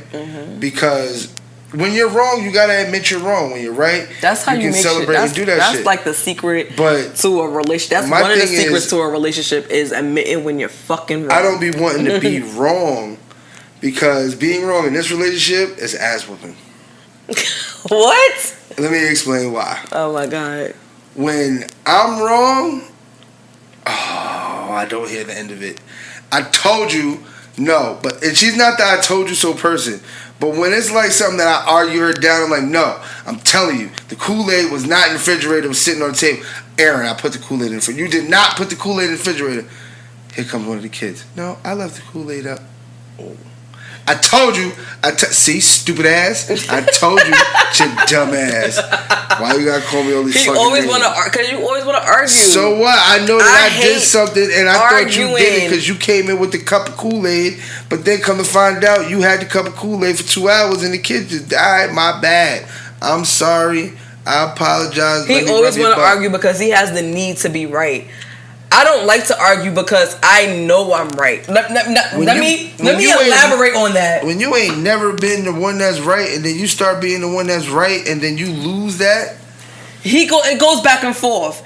And let me say that, but let me elaborate on that because I'm not saying that to be right. I'm not saying that to be cocky. I'm saying that because it's some dead serious shit. You're not gonna try to be the nice person today. You be right, I be wrong. When I am right, I take my shots and I enjoy it, and I be like, oh, I was right. But I'm not here to cap for y'all. 93% of the time, I'm wrong.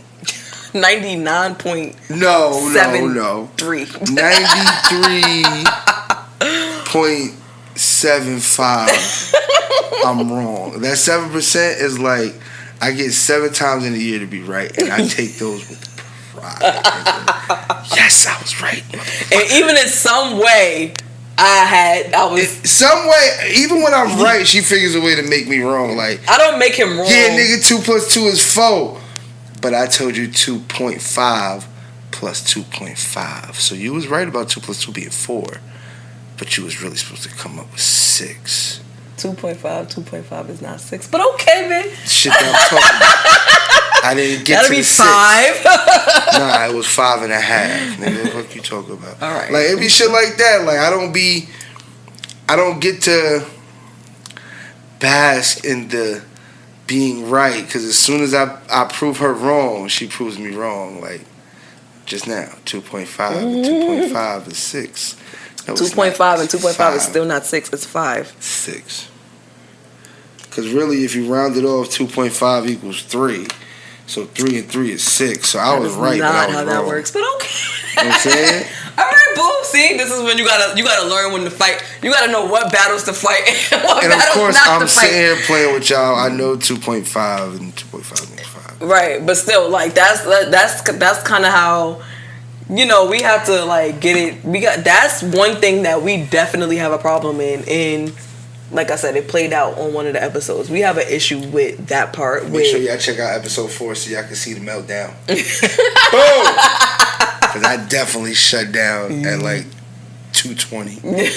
And she definitely came with the I told you so's without saying I told you so. You know, one thing I like about this whole podcast situation is that after every single podcast, we still talk after. That's a fact. Even like when we argue, we fix it, solve it, and then enjoy each other again. Like I think that was New Year's, and I was just going through I was emotional. He didn't want to talk after that podcast. I was really going through something, and like I had to like realize like she didn't do it. What the fuck are you sitting here holding it? And then later that day when I went to work, she was like, "Oh, now you know me," and I was like, "I have been being a dickhead all day. I'ma love you. I'm sorry." I ain't gonna lie, Aaron is fucking mean. It's not even that I'm mean. I'm just this is another subject for another day. Yeah, I never been with somebody. I'm gonna keep it real with y'all. Real quick, some light. I have a lot of anger, built up aggression, mental instability, and pain. Not saying that you don't go through your own shit, but you go through different situations right now. Like, my thing is my kids. I don't like being toyed with my kids. And since the early last year, it's been like it's been worse. longer than ever since I've fucking been. Nah, since we moved, it's been worse. It's been worse since we moved. So I'm gonna keep it. I'm gonna keep it. Why would you move and you got kids here? I'm gonna keep it 55th straight. Since we moved, it's like they've been shooting with like razor bullets, not rubber bullets, and they're slicing every part of my body that is physical. I mean, that is physically seen. Like, so since New Year's, I just was like in a different mode, because it's like, all right, whatever messages went through on New Year's, for me not being able to talk to the kids on New Year's, to the bullshit happening with my kids not being able to answer me on New Year's, to us going through whatever. I came into the pod with a chip on his shoulder. Right, and then it's like, as the alcohol's involved, we're digging into us, and I'm just like, nah, like, I feel like I gotta like say something here, because nobody's listening to me tonight. And that was the wrong place, wrong time, wrong person, like, especially wrong person.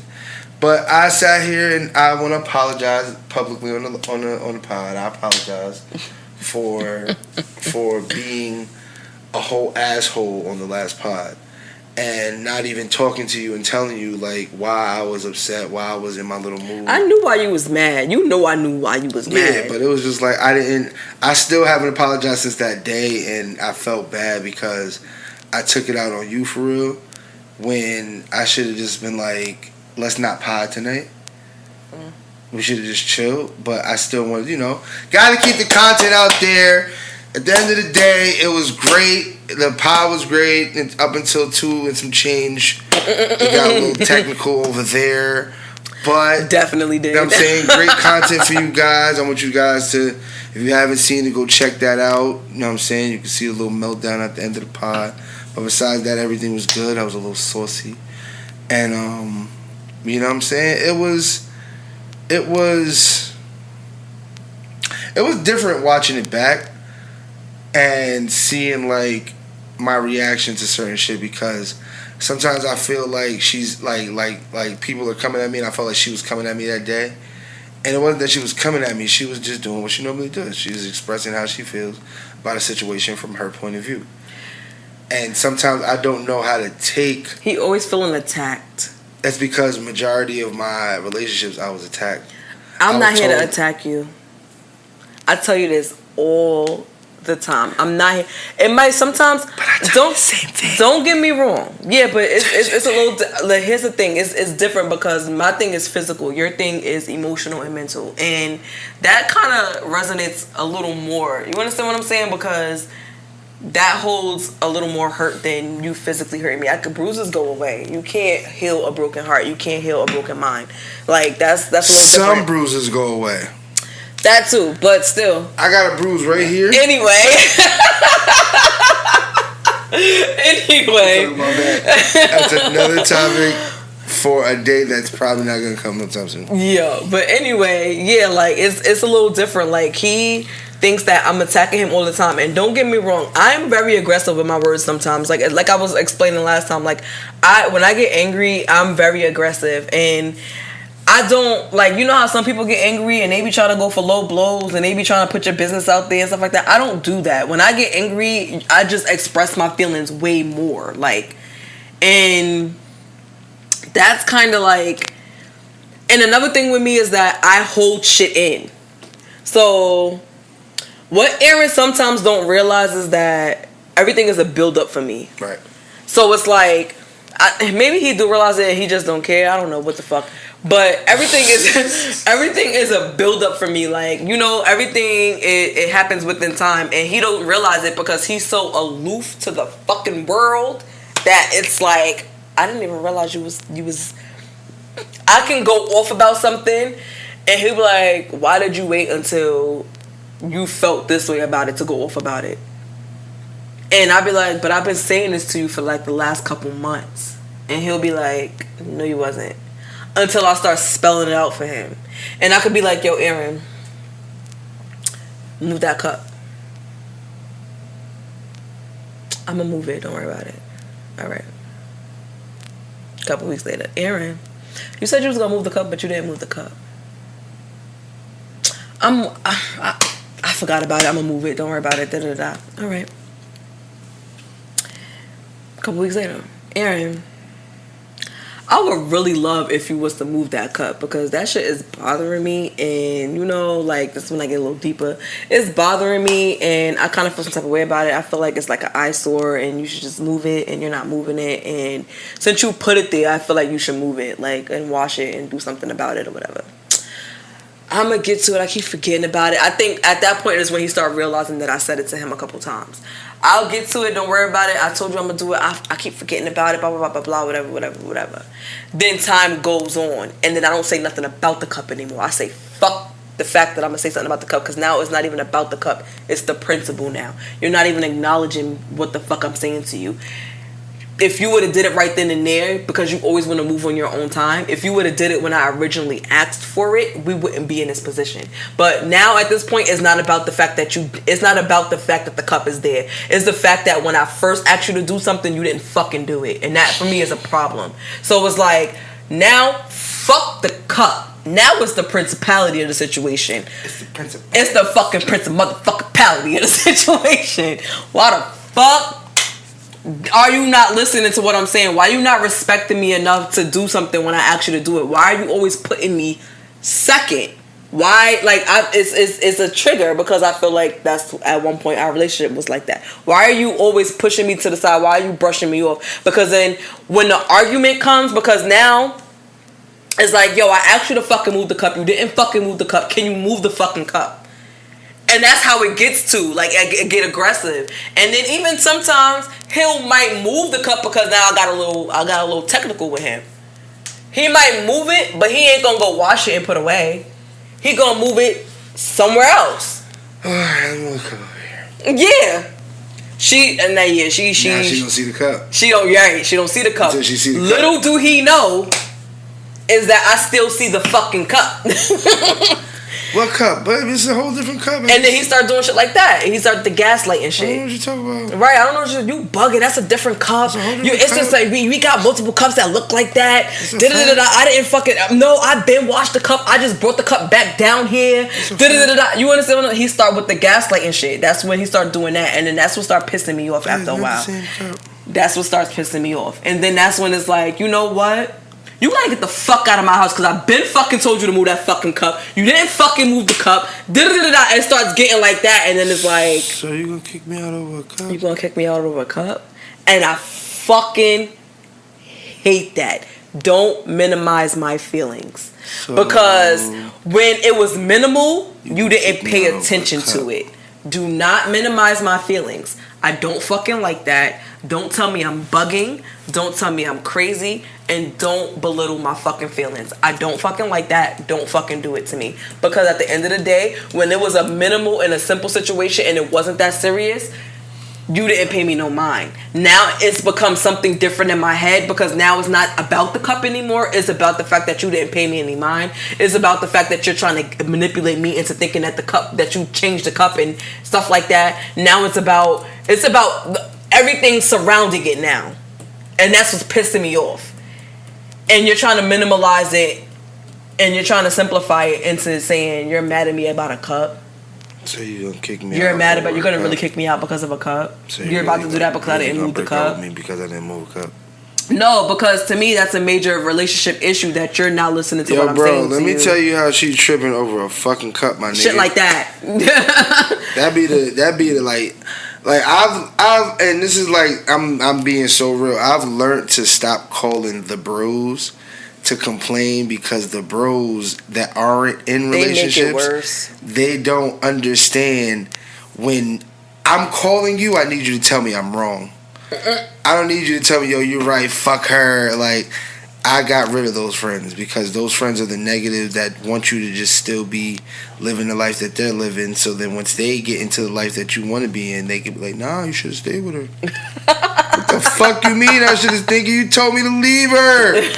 No, I told you that she was bugging. I didn't say leave her, nigga. You had a good girl. I was looking for one too. Yo, you stupid. Now that I found mine, nigga, I'm gonna stop being around y'all niggas because I'm gonna go sit in the house like you should have. Mm-hmm.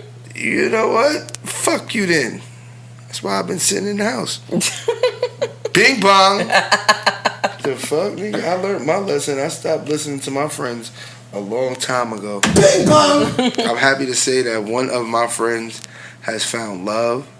And his situation seems to be going awesome. Bro, you know who you are. I'm proud of you. I hope you and your significant other get to experience as much happiness as me and her have. And word, like, it's dope when I see my friends actually finding that happy spot that I found once I got over that. Like, it's different. Everybody look at me as like I was the bad guy, but I think those be the relationships that change in life. Like, They look at me like I'm the bad guy because you changed a lot, and then not only that, they look at me like I'm the bad guy because they feel like I changed you. Like at one point, people were saying like, "Damn, she's controlling." Like that was everything she said. I got with a person that knows what she deserves. Right, and I know my worth, and she knows her worth, and I'm gonna require it. When you're not used to having a female that knows their worth, they let you walk all over them and belittle them as much as possible. And once you figure out how to manipulate them to get your way, it's easier to be with those type of people.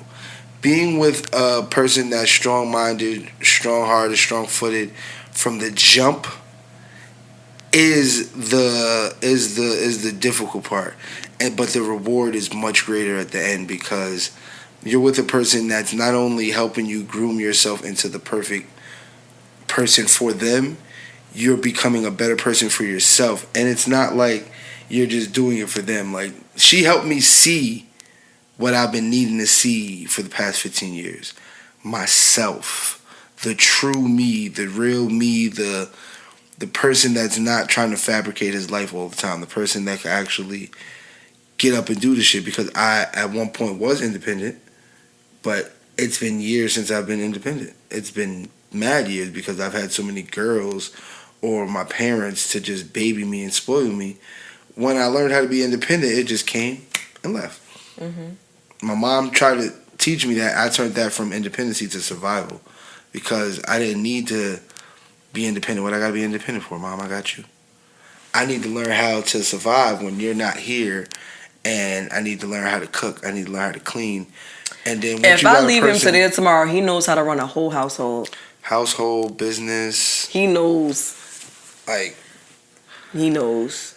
There's still a couple things that he could work on, but I ain't gonna lie. I know for a fact. No, I'm not even gonna let you do that. I don't gotta work on anything. I just don't have a partner. He gotta perfect it. Let me just say that. Not even that. I have a partner.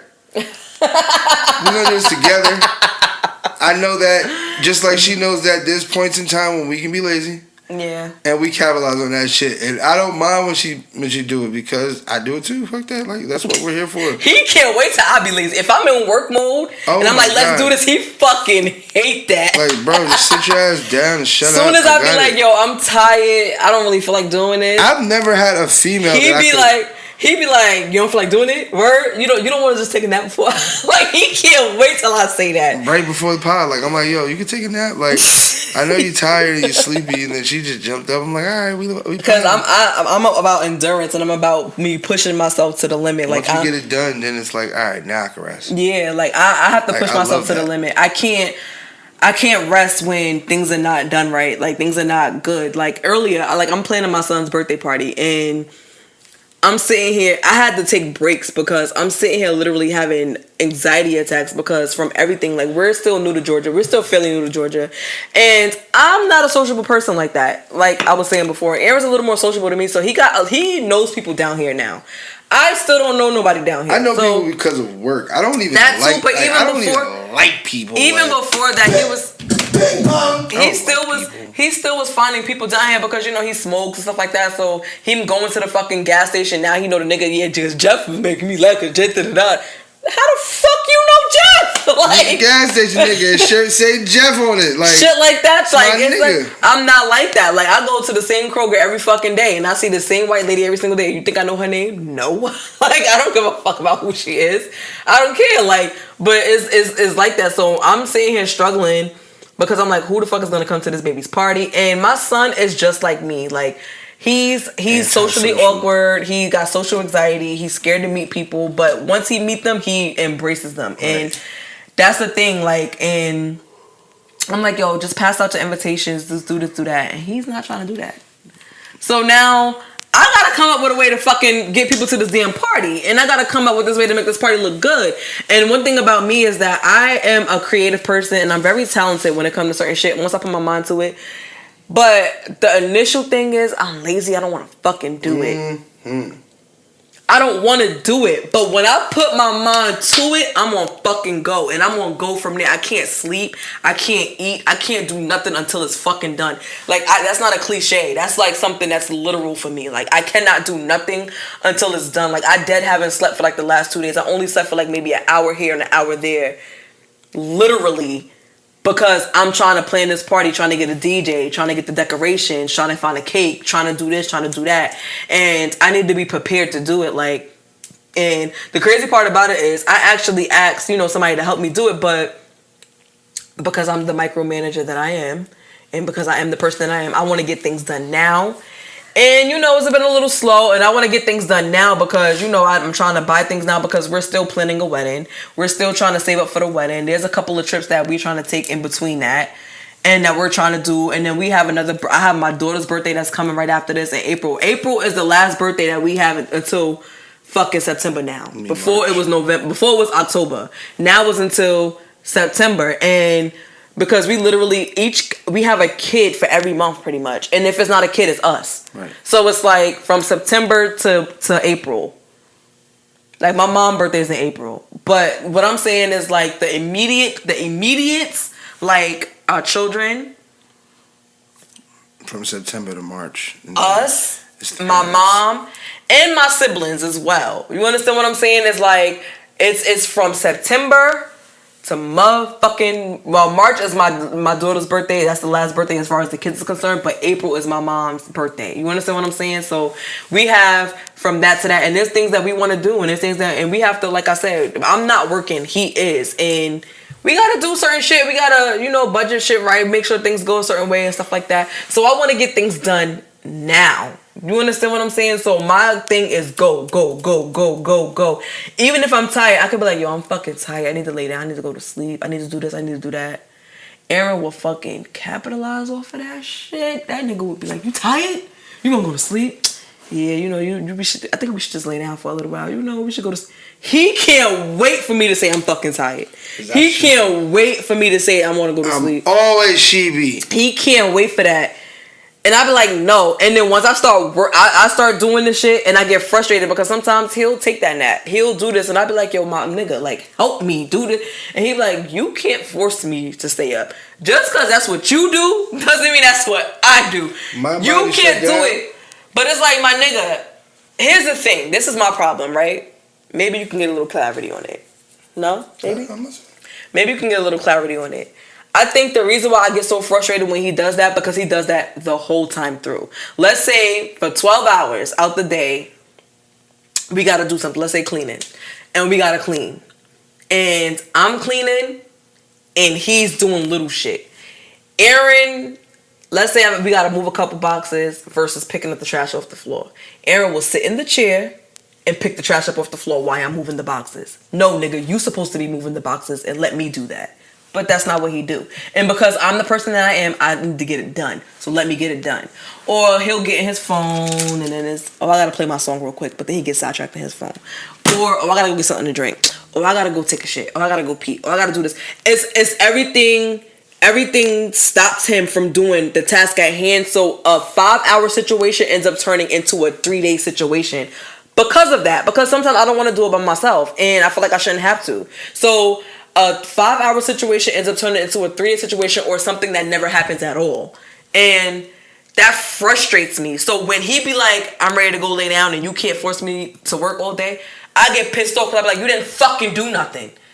That pisses me off. Like that kind of like, or what you did was bare minimum. Like, no, if you would have did some shit, then it would have been different. But you ain't do no shit. Like you ain't really do the shit. Like, so that it pisses me off a little bit. So that's kind of what it is. And not only that, I think what pisses me off more is that the more you tell yourself I don't want to do it, you're not going to want to do it. Your body's going to shut down. Your body's going to not want to. You're not going to, every time you're going to want to sit down and do something. I always say when you clean, don't fucking sit down. Stand up and do it, because the moment you sit down is the moment you're not going to want to fucking do it no more. And he is the king of sitting the fuck down. But here's the thing. And I'm not even doing this to argue back and forth. I'm just going to say this one little thing. Mm-hmm. Regardless of how much I might go lay down or go to sleep while she's doing something, when I get up, she go lay down, she get up, everything is finished. Everything is finished. Because I might be a little more tired than her because I'm outside all day. Like, if I'm not at work, I'm running around handling shit. If she's not fucking running around handling shit and up with the baby, then we'll switch. Like, and when I do give her time, she goes to sleep. And this is what I want her to do. I want her to get her rest. And then when we switch, like, all right, I might have had the baby for 8 hours or 3-4 hours. Take the nigga downstairs. She gets some sleep. And then, or I'll take him downstairs thinking she getting some sleep. I come back upstairs like, how was your sleep? Oh, I didn't go to sleep. What the I can't, because I'm handling shit that I can't handle when I got the baby. It's 3 a.m. Why you didn't go to sleep? It's 8 a.m. now. It's been 5 hours because I was up. All right, whatever. You was up doing whatever you was doing. I'm about to go handle this that we didn't do last night because I was asleep. And then I'll get up and do the shit. And when she wake up, it's like, oh, snap, boo. Ow, you did that. Yeah, nigga, I did that because I know you tired. And I didn't need your help. I wanted your help, but truthfully, I know I can do independent shit again. I know I can do this shit. Yes, I want your help, but that's only because I know that you're going through so much and you feel like you're not helping. Let me give you some type of space so you can be like, all right, I did that. After I see that you tired, it's like, you sure you don't want to go to sleep? Go to sleep. I got this. When you wake up, I'm not gonna lie. I'm a person of endurance. When I say I push myself to the limit, I push myself to the limit and past the limit. Yeah, I do. Like I don't. So she'll kill herself. Yeah, I do. And then I'll be like, damn. Well, let me just make sure that if we clean it like New Year's, we was cleaning the house, we had to do laundry and shit. I know her body. I know that she be wanting to help me do the shit, but she's so dealing with Shiloh. Shiloh was a handful, y'all. Like. Different type of. It's because he got issues. He a different type of my little Lamron. he a different type of hand. So me being the caring person I am these days, and I was not this caring before, because like I said, I sleep heavy. So when she's up with the baby and he's crying and I don't hear it, once I do hear it, yeah, I'm gonna make sure the little nigga ain't die. Yo. But and the crazy part about he was never a heavy sleeper. This nigga wake up off the littlest thing. Nah, I used to. Now it's like I ain't gonna lie. It's to the point where I be thinking that he just be ignoring. It, like even when I take the baby from her, like earlier, I'm gonna keep it real with y'all. Earlier, I went downstairs. I brought the baby downstairs, laid down with him for a second. All I know is he was quiet. And when I woke up, he was talking to me. Oh shit, my bad, Lo. I rolled over, gave him his bottle, and went back to sleep. And then I just heard him cooing. So I'm like, all right, he ain't crying, he's cooing. So I can like keep napping, but let me just listen out. I went into deaf ears. The music, I thought the music stopped. Yeah. Because I played this little bedtime music for him. And I'm thinking that the music stopped. No, just my ears were clogged by sleep. Because when I woke back up, he was, and it's like all my kids know my name when they are a baby. Like, the mothers call me, and then the kids be like, "Oh, that's that nigga name." It does sound like he be like, hungry. Like, come on, bro. Hungry. You can't be talking already. You're bugging. Like, shut up. Mind you, that's supposed to be an issue. But anyway. Right. Gonna save that top. But anyway, like I was saying, I appreciate you. And I appreciate what you do. But I want you to understand that I like the stuff that she's used to is what she talks about, because this is the stuff that I used to do, so I don't get upset anymore because I know I did this shit.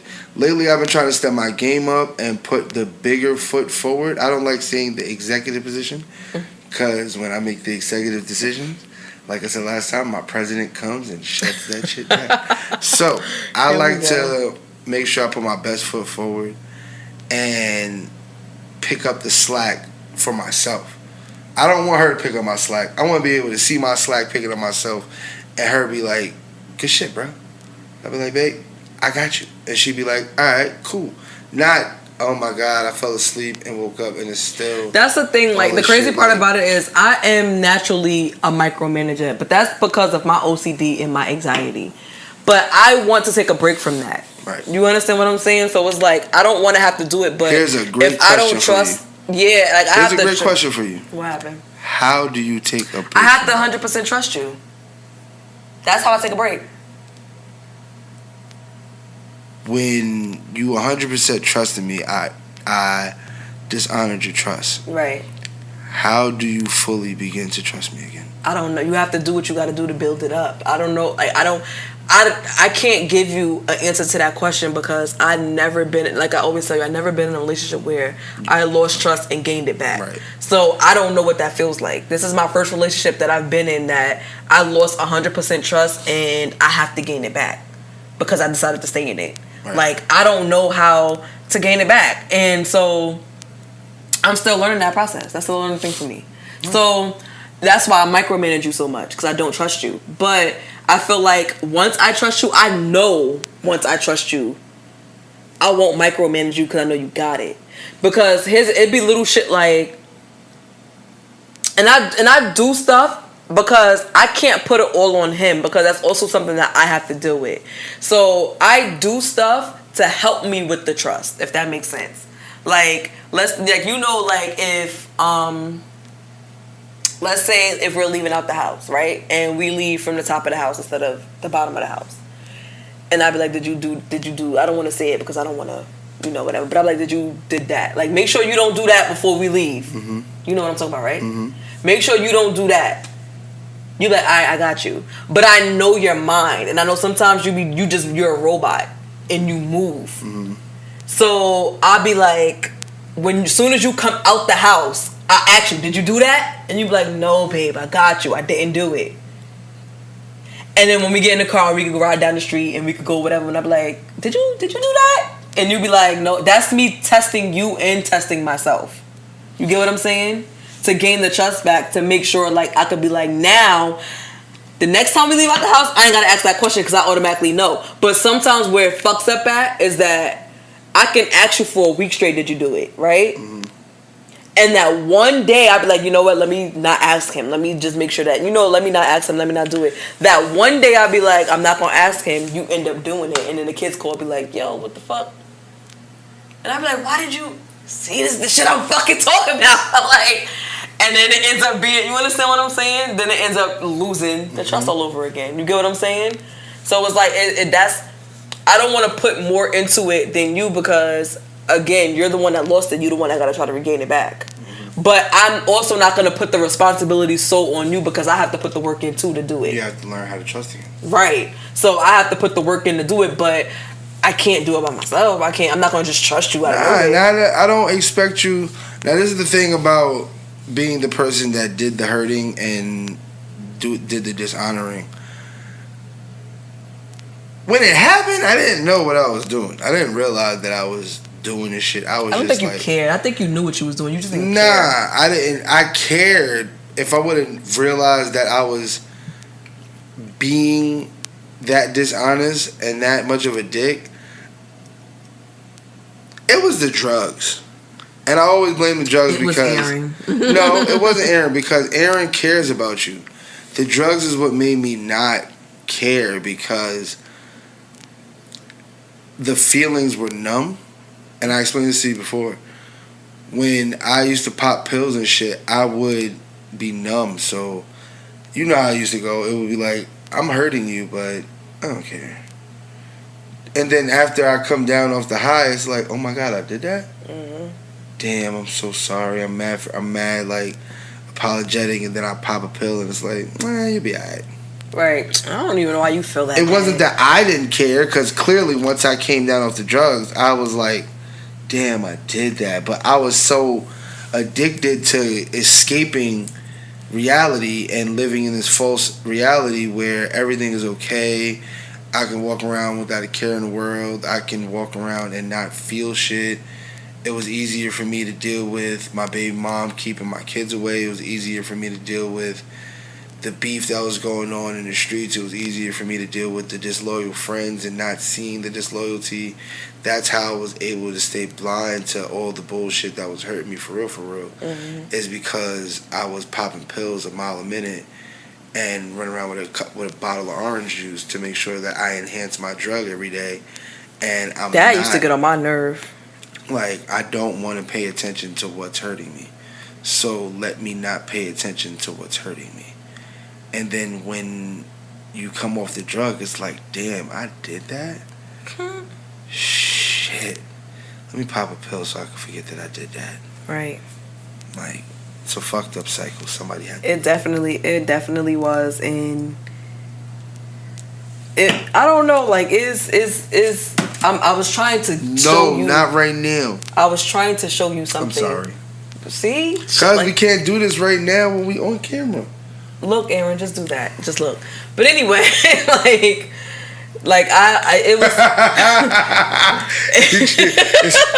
Like, nigga, could have said that. It's almost over anyway. But. Yeah, but no, it's not.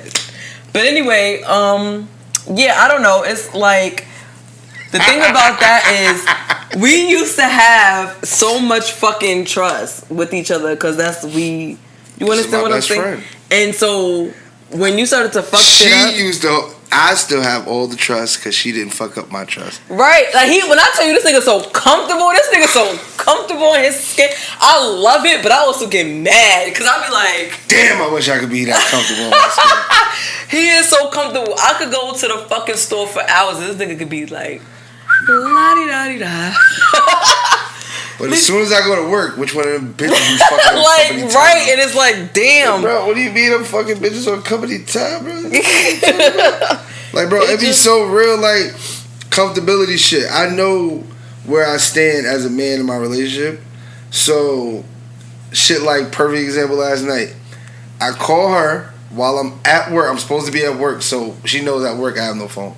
Mm-hmm. First thing she said was, "Who the fuck phone you calling me from?" And the crazy part about it, I wasn't even about to answer it, but I was because of the time he called, right. And that it came and a caller ID came through. I was like, "This gotta be right." I was like, "This gotta be Aaron." At first, I was like, "Who the fuck is this?" And I ain't gonna lie, I seen the girl's name and I was like, I know ain't nobody coming to me as a woman. She better not come to me as a woman. Not at this time of night. Not at this time of night when I'm fucking sleep deprived and this baby won't go to sleep. And every time I think that he about to go to sleep, he ain't going to fucking sleep. I'm just calling you to tell you that he's here to sleep with me. The way our motherfucking bring the baby. And you leave me with the motherfucking... You leave me with the blickety blick every fucking night. Loaded at that with a full fucking clip. I'm finna get blickety blicked. You leave it with me every single night, loaded with a full clip, and then my fucking fingerprints open up the other one. Are you sure you want to come to me as a woman right now? Don't come to me as a woman right now. Please don't. But anyway, don't make me go to this man's job because I don't want to have to go to jail because I shot a fucking motherfucker. Trying to get to the point here. I don't want to do that. But at the end of the day, he called and I answered it because I knew it was. I was like, it has to be. I'm him. like, all right. It can't be nobody else. First thing she asks is, "Who the fuck? What bitch phone you calling me from?" It's my manager. Oh. The fact that she even started the conversation off with that. I didn't even say hello. Not even hello, nothing. That lets me further know that it's still a trust. Because if she called me, somebody's phone died, I just had to use a random person's phone in the store. Alright, cool. I call her, which bitch you with? What you mean? Which bitch you mean? Nigga, I'm at He is work. so comfortable that I joke around a lot. And I'll be like, I'm about to give me a sugar daddy. Or I'll be like, I got a nigga. Or something like that. He's so comfortable that, like, if I was really doing it, I probably wouldn't even He wouldn't even know. I would be telling him the truth in his face, and he wouldn't even know. like that's how comfortable. That's how much trust you have. That's that blind trust because I know I have nothing. And even if she does do it, it's like, all right, she did it. If you're gonna forgive her, what are you gonna cry for? If you're not gonna forgive her, then be a bitch. Cry all you want and curse her out because you're not gonna forgive her. And it's like she always says this, "Oh, I owe you one because you did this." No matter how I look at it, like, well, we weren't together, we weren't in a full relationship. I still betrayed her trust and did some dumb shit. But the selfishness in me, because that's the main thing I'm selfish about. Don't get back because you're gonna be petty and God gonna give you AIDS. Yo, like, I'm gonna keep real with you. Like, you gonna try to get back at me for doing He keeps saying, I was like, I didn't understand. I ask him all the time. I'm like, would you be able to take what you did to me? Would you be able to take it if I was to do that to you? Because you know me and you is the same person. Right, but it's just that I'm not petty and I don't do shit out of spite. If I do it, it's a real reason. I wish she would have got her get back in the beginning instead of threatening me about it like these days because. He be like, no, I'll fucking leave you. You can't leave me. Yes, I can because... You this is why I say I can because we weren't as deep... It don't matter. ...in as we are now. It don't matter. Then. And why it matters to me is because I believe in this swapping soul shit. When we started doing what we was doing... You want more? Yeah, take another one. Ooh! Ooh, you almost broke. We had 2 hours and 3 minutes. When we first started... I actually have another question. I have another scenario. When we started our little situation, I didn't believe in this. What you want? Stop? A little bit more. I didn't believe in this situation because it took me so long to get here. It was like, this is going to be a fling. And she's telling me to do one thing, even though she's about to be my baby mother. She's not going to try to stay with me. Why should I listen to her? All these bitches lie. She's just being selfish right now because. But only thing I was saying was let it happen organically, and that's not forced. Like, my thing was he wanted to be like, tell me I'm your fucking boyfriend. But what? this is the only thing I was. I got you pregnant. Tell me right now I'm your fucking boyfriend. This is the only thing I was asking for because I wanted. She didn't realize what I just came out of. Went into just to get over what I came out of.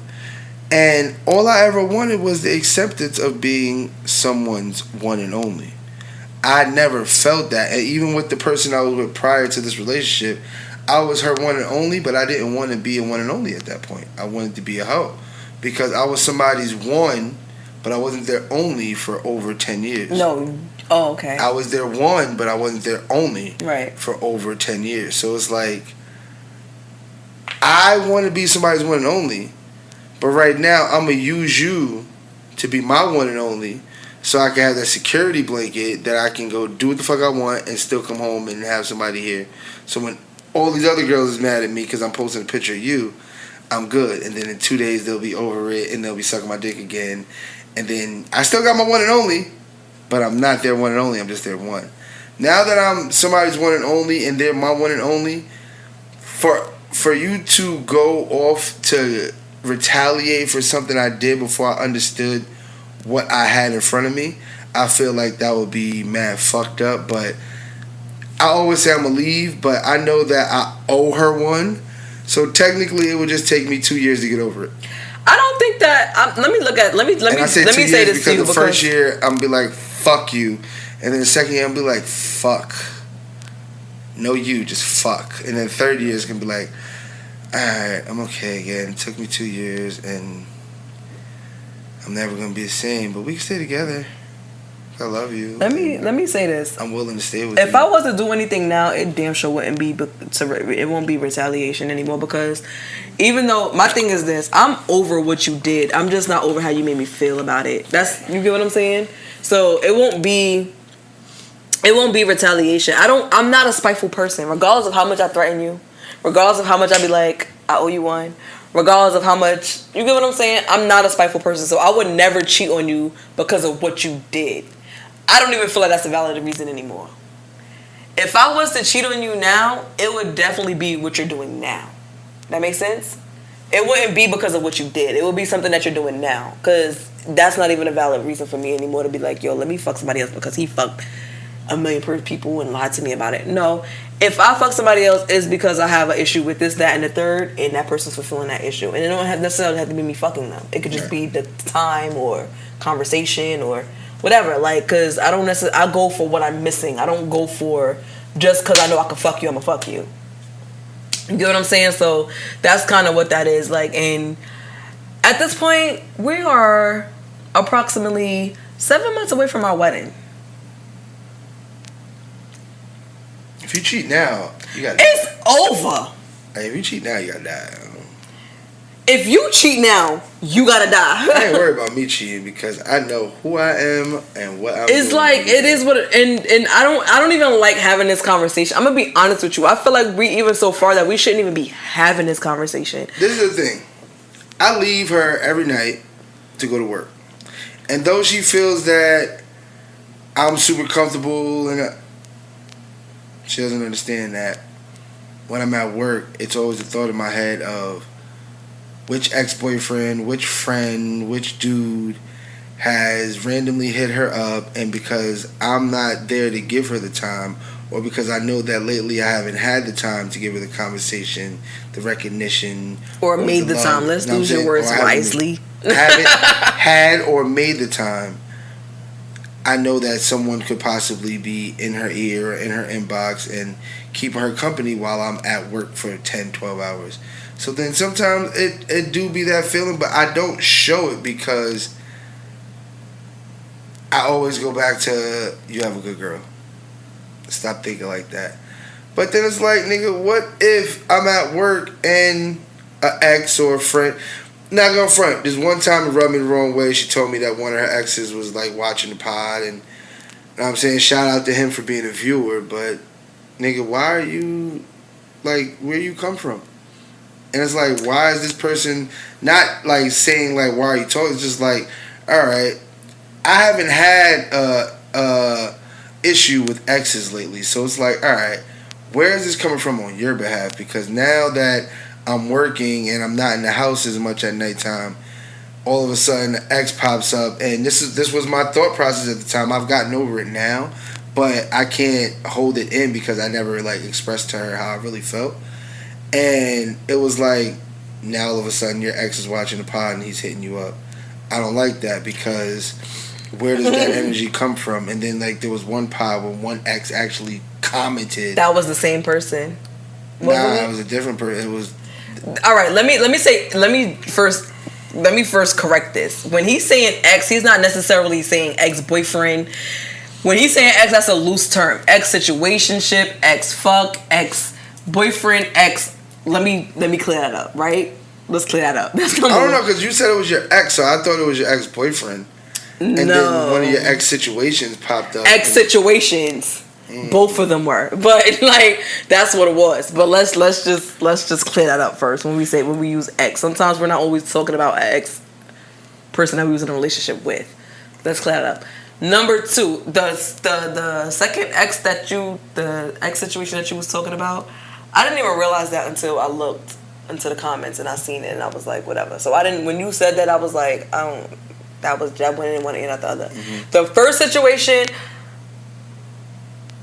I don't know where that came from neither, but but what I am going to say is when he hit me, you were sitting next to me when he hit me, and I showed you, and I was like, look, he was like, yo, what y'all doing is dope with the pod, blah, blah, blah, blah, blah, whatever the situation may be. Now, when you first brought it to me, I had just came upstairs and we was talking about it. Yeah, so he had just hit me. So I didn't, like, you didn't show me, and you just told me, and I was like, oh, now your ex is it, and then after you had shown me, but it's dead nothing. Like let me say this. When it comes to me, when it comes to anybody popping back up, I don't know how to be sneaky.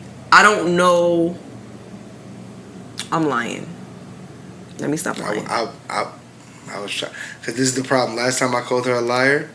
Don't even call me a liar. Right. I'm going to say it myself. I was clear. I'm definitely lying. Let me not say that.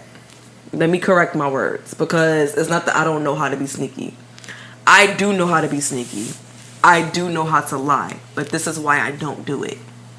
That makes sense? Mm-hmm. Because I know that if I do it, I will get away with it for a fact. My thing is, I don't want to do it because of that, and I don't want to do it because my consciousness is a little more deeper than just like, God, let me say this. God knows what gifts to give certain people. And when he gives you a certain gift, you got to honor that gift. And sometimes when you do fucked up shit, when you have that gift that God gave you, shit come back real quick. So my thing is, I just don't do anything. I don't have no malice in my body. I don't have nothing. If I do something that's selfish, that's because I did something to protect me. It's never any malice to anybody else. If I say no, I don't want to do that, it might come off standoffish or it might come off funny, but it's really not. It's just because I feel like you're gonna damage me in some type of way, shape, or form, because I know what I could take and I know what I can't. So that's just more so what it is. And because I know that I could get away with certain shit, I don't do it. And I don't like to do it because I'm naturally and genuinely an honest person. Like, I can't help it. I have like diarrhea at the mouth sometimes where I don't even understand, or I don't even notice when I'm being too honest. Right. I was actually told by somebody that I used to deal with that I was too honest. Sometimes I need to keep certain shit to myself because I was too honest. So this is why, anytime something happens, I automatically say something because that's the type of relationship I want him to have with me. If something was to happen, I want you to automatically yo, this person hit me, da-da-da, or this, da-da-da. And I'm comfortable doing it. Sometimes I don't even feel right if I don't say nothing. Soon as the person hit me, I say something, because if I wait until he come home, or if I wait, even that alone, that little bit, a couple hours, make me feel like I'm lying to you, or I'm hiding something from you, and I don't want to feel that way. I don't like to feel that way. And my thing is, I want to do shit I want to do shit and not be questioned about it. That makes sense? Right. Like, I want to be able to do my own thing because I feel like I'm grown. I shouldn't have to All right, yes, I'm committed to you. Yes, I love you. But I'm not obligated to this relationship. You understand what I'm saying? No. You don't understand that? No. When I say that I'm not obligated to the relationship, is that everything that I'm doing is not because I need you. And it's not because, it's not because I need to be in this relationship. It's because I want it. All right. It can simply, that can change to me not wanting it no more. You understand what I'm saying? And me not wanting it no more means that I can leave at any moment. Right. I'm not the type of person that'd be like, I don't want this relationship, but I'm gonna stay because I owe this person something. No, I don't owe you shit. And you don't owe me anything. So when you get to the point in your life where you be like, I don't want this no more, go. You get what I'm saying? That's what I mean by I'm not obligated to this relationship. So I'm not obligated to this relationship. So what that means for me is that if I ever see or ever get into something with somebody else and in a cheating situation, I'm not gonna lie. I'm not gonna sneak. I'm gonna fucking tell you, yo, I met somebody else. Yo, I did this because I don't want to sneak with them. I like them now. And I want to spend time with them. And I don't want to have to lie and go behind your back and try to figure out ways to try to get out this house to go do it when I could just be like, yo, I'm going to go fuck with somebody else. Bing bong. It's simple for me. It's very simple for me. Yo, I found somebody else. So you going to leave or you not? You not going to leave? All right. Well, I'm about to go chill. I'm about to go chill with this person. So I'm just letting you know this now because I'm about to go chill with this person, and I'm giving you the option to leave. If you don't want to leave, just know that you're gonna be in the house with the kids. But I'm going to go chill with this person. I want every decision to be yours. I don't want to take your decision from you when it comes to that. I feel like once you lie to somebody, you take their power away from them and you take their power of decision making from them. Because they're solely making decisions off of that lie, which means that it's not their own decision. That's your decision. When you lie to somebody, you made that decision for them. Because they naturally, if they love you, they love you. There is not going to be like, I love you, but I don't want to be with you because I feel like this. So they're going to be like, I love you, you make me feel good, and I want to continue to love you. And if you lie to me, that means you're lying to me to make me feel extra good. And based off that feeling alone, I'm going to love you more. I'm not going to leave you. I'm going to love you more. But then, that's your decision to stay. That's your decision to be like, she's going to stay here because I'm a liar. I'm not going to tell her the truth. Because if I tell her the truth, it's a possibility she might leave, and I don't want her to leave. Right. You understand what I'm saying? I don't want her to leave. So, because I don't want her to leave, I'm going to tell her something that I know for a fact that's not going to make her leave. So, at that point, she lost her decision making. But then here's the thing. When you tell them something that's not going to make them leave, and then it comes out because this is something that happens to all of us. It's called karma. Mm-hmm. Yeah. When you lie, eventually it comes to the light. Mm-hmm. So if you lie, and this is something I had to learn the hard way, why would you sit here and lie knowing that your lie is not foolproof instead of just telling the truth? So then when the truth comes out, you can be like, see, I told you. You could be the best liar in the world. Whenever God is ready to reveal something, He's going to reveal it. It don't matter what it is. And at the end of the day, this is why I'm a big believer in just being honest from jump. I ain't gonna lie. I think people still think that I lie. I used to lie a lot when I was younger. I did. I'm not gonna lie. Like, I ain't gonna lie. I used to lie a lot. But now I'm so comfortable in my own skin, and I'm so confident in me being who I am, and I'm so confident in being a grown-ass woman that I'm just like, even if I'm, whatever. I'm so confident these days, in me. I feel we only tell lies when it's like important. It's not even really a lie. Like, I will lie to the government. I will lie to the motherfucking. I mean, I'm talking about when it like comes that. to each other. I'm not lying to.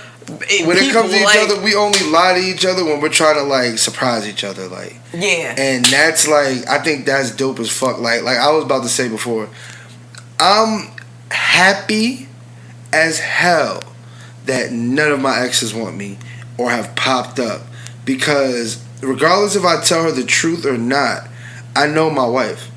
It's different from me. She can tell me, oh yeah, this nigga hit me, this nigga hit me, nigga hit me. And I'm going to be like, oh, well, this nigga's hitting you. If I tell her, yo, this girl hit me, this girl, she's going to automatically think, well, you had to hit them first. Yeah, I don't like that because I've experienced that with him.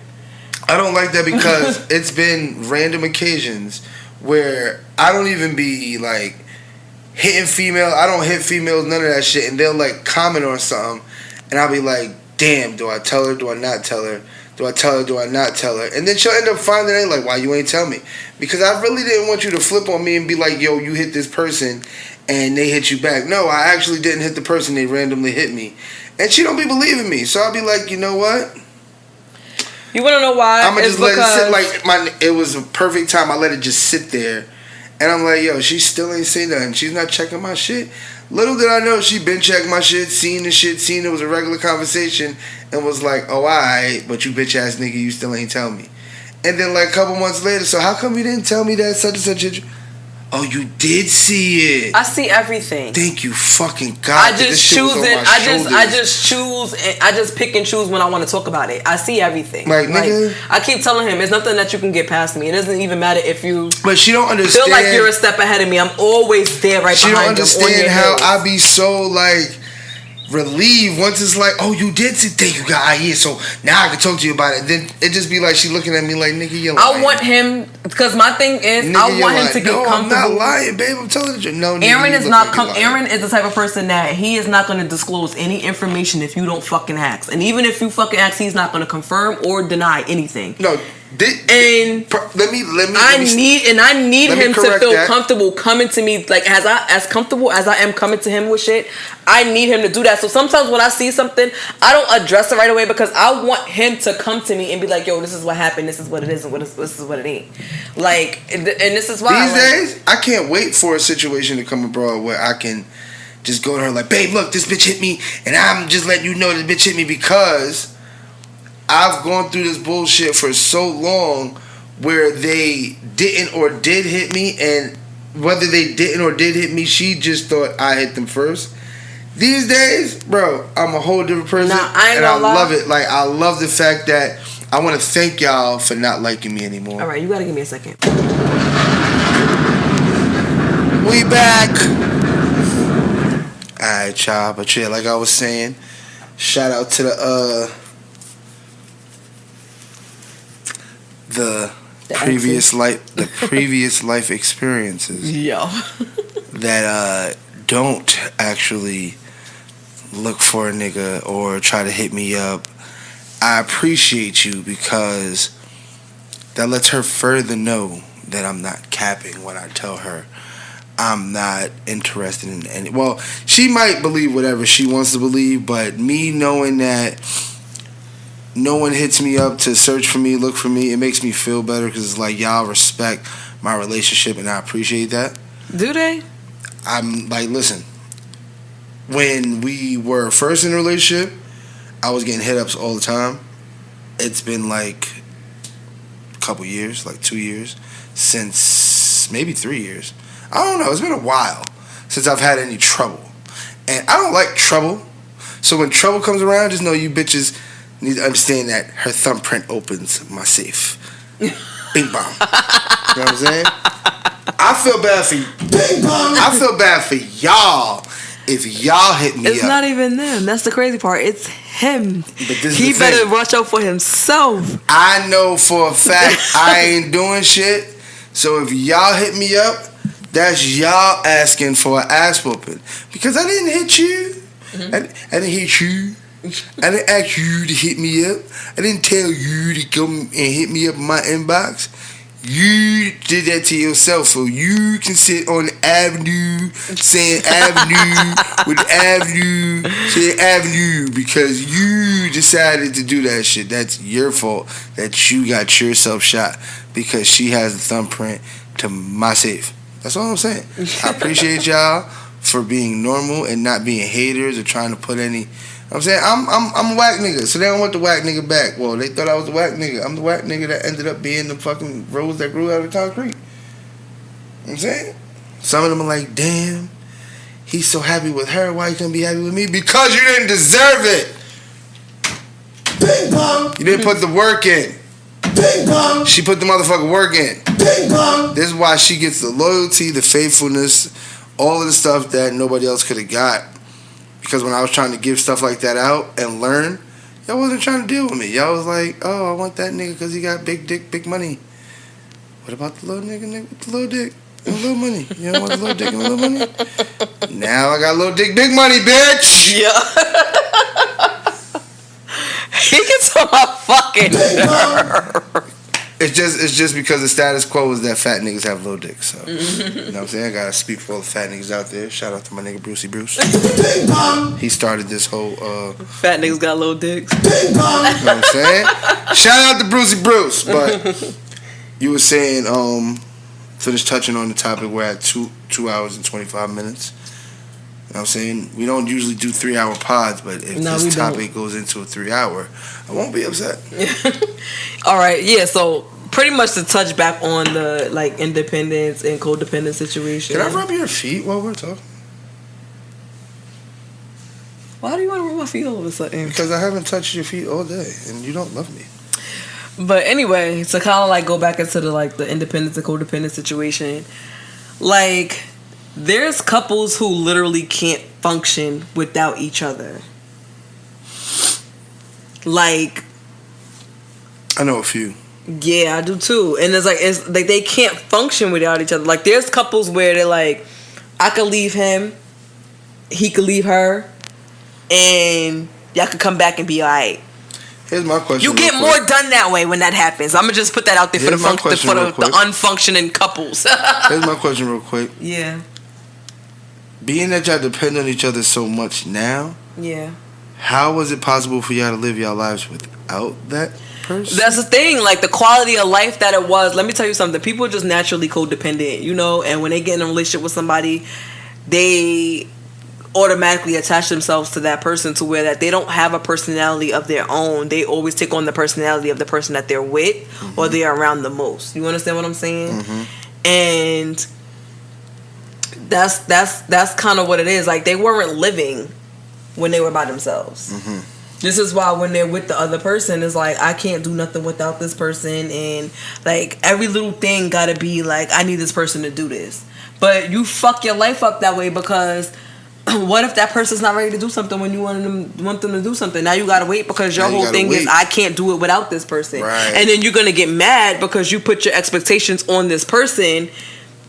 And they don't want to move when you want to move. They have every right to not move when you want to move. I know motherfuckers that can't move separately to the point where they have to have the same job and work together at the same job. What? Right. That's how unindependent they are, because if one's at home doing nothing all day, the other one's at home rolling up and helping them do nothing all day. And then when one gets a job, they both get a job, and it's like, oh yeah, I work there too.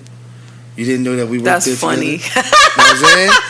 That shit is crazy. And it's like the independency doesn't exist even when y'all are old and doing something. You're still not independent because if this person didn't do it, you wouldn't have did it neither. Right. But because this person did it, you're going to do the exact same thing because whatever works for them has to work for you. Right. It doesn't work like that.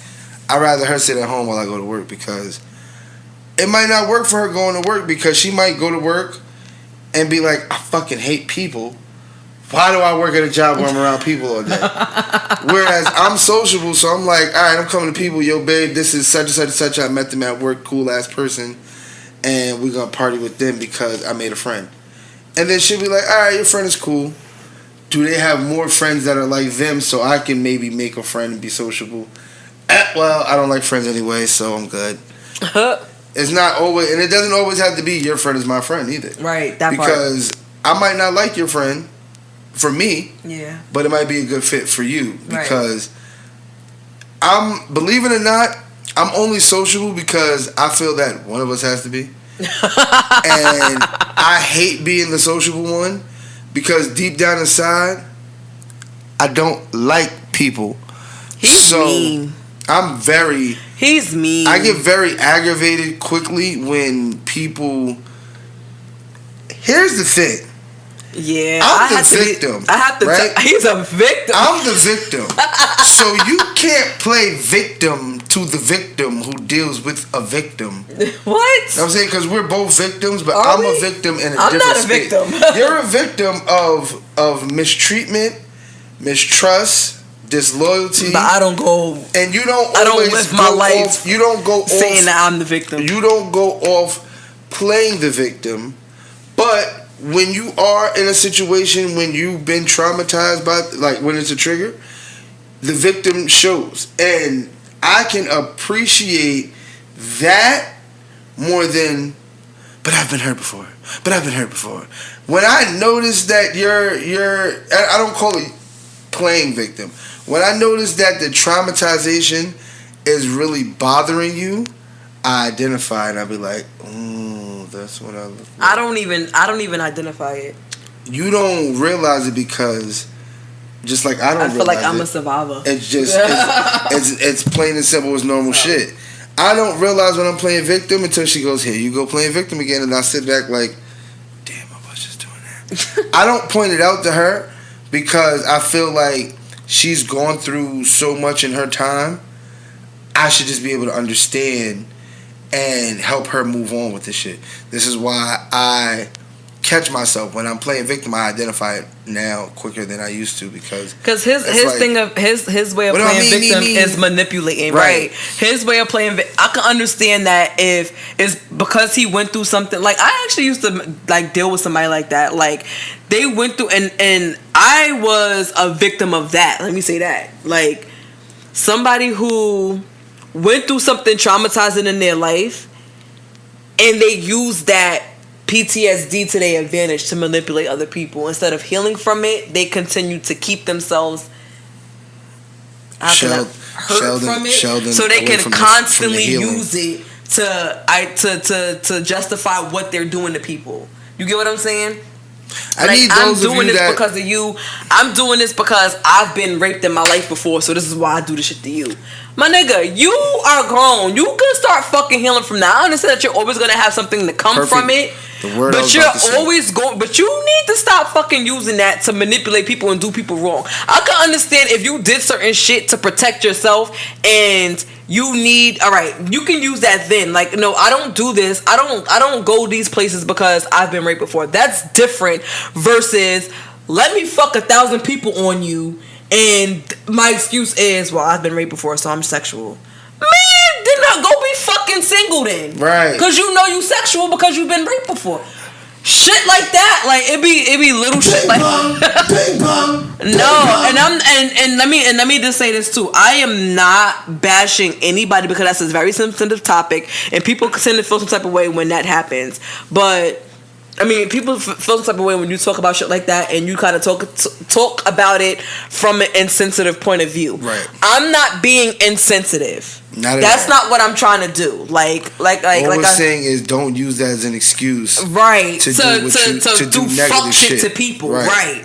Don't use that. Don't use your trauma as an excuse to do fuck shit to people. I understand that you've been raped, but my nigga, 1,000 niggas in 1 year is not rape. That's you raping them, technically. No, that's just you using your promiscuous. How you say it? Promiscuity. You're raping yourself. You're using that, whatever, however you say that word. You're using it as an excuse to just be a hoe. Like, you get what I'm saying? Like you're if you a hoe, then just admit the shit. Just say it. I'm a hoe. And you're admitting it. I'm still trying to. Here's the thing. I would respect it more if somebody, like, even with the, I don't want to keep talking about rape, but because that's what we mentioned, this is what I'm saying. I would respect it more if somebody who has been raped before say, listen, the reason why I am very promiscuous is because I'm still trying to find a feeling. Like, not so, like, I'm still, I can't tell you what to say and I can't tell you how to feel because who knows why you're doing it. Right. But my thing is, I will respect it more. This is just an example of whatever being honest. Whatever you're trying to find or whatever it is that you're trying to heal from. Like, listen, sex to me was a violent situation. Sex to me this is what sex means to me. So this is why I'm promiscuous, because I need to find that medium where sex is feel good and sex is this and not a coping mechanism because I've been raped and this is what happens when I have sex. I feel better because blah blah blah blah. Or it could be like sex means nothing to you, so you just I just do it because this is what it is. Because it was taken and now or it's like, I feel like this is the only way I can please somebody is if I fuck them. You understand what I'm saying? I will respect whatever your reasoning for it, if your real reasoning for it is, I respect that way more than you coming to somebody and you just blatantly cheating on somebody, or you're just blatantly just disrespecting somebody, or you're just blatantly like out here doing some fuck shit to people, and then you're like, oh, it's because this is what happened to me, so this is why I do this to people. That don't give you, just because you've been traumatized, that doesn't give you an excuse to be mean to people. That doesn't give you an excuse to do fuck shit to people. That gives you an excuse, however, to protect yourself. You have every right to protect yourself. But do it in the most humblest way, in the most genuine way possible. Don't do it with the intent to be malice, because once the maliciousness comes into play, then I'm gonna be honest with you, people might say something about it, people might feel some type of way that I'm about to say this or whatever, but once this is how I feel though. Don't get us canceled now. I'm sorry, but this is just how I feel. I'm gonna be honest. This is just how I feel. I feel once maliciousness comes into play, whatever traumatic experience that happened to you to cause you to start doing it is no longer valid, in my opinion, because you're not taking it from, this is what happened to me and this is why I am the way that I am to protect myself. Right. You're taking it as, this is what happened to me, so I'm going to use this as an excuse to do fuck shit to people, because I'm hurt and I'm angry and I just want to hurt people. And I just want everybody to feel how I feel all day. Right.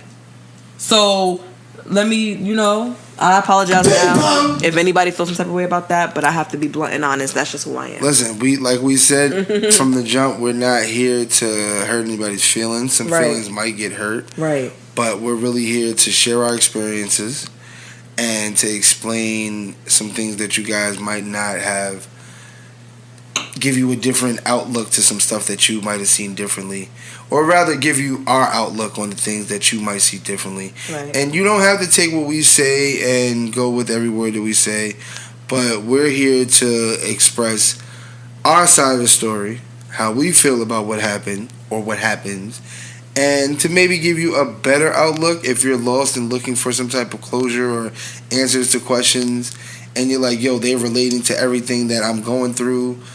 It's because we done been through some shit. Yeah. And we done seen people go through some shit. Right. Like, we've had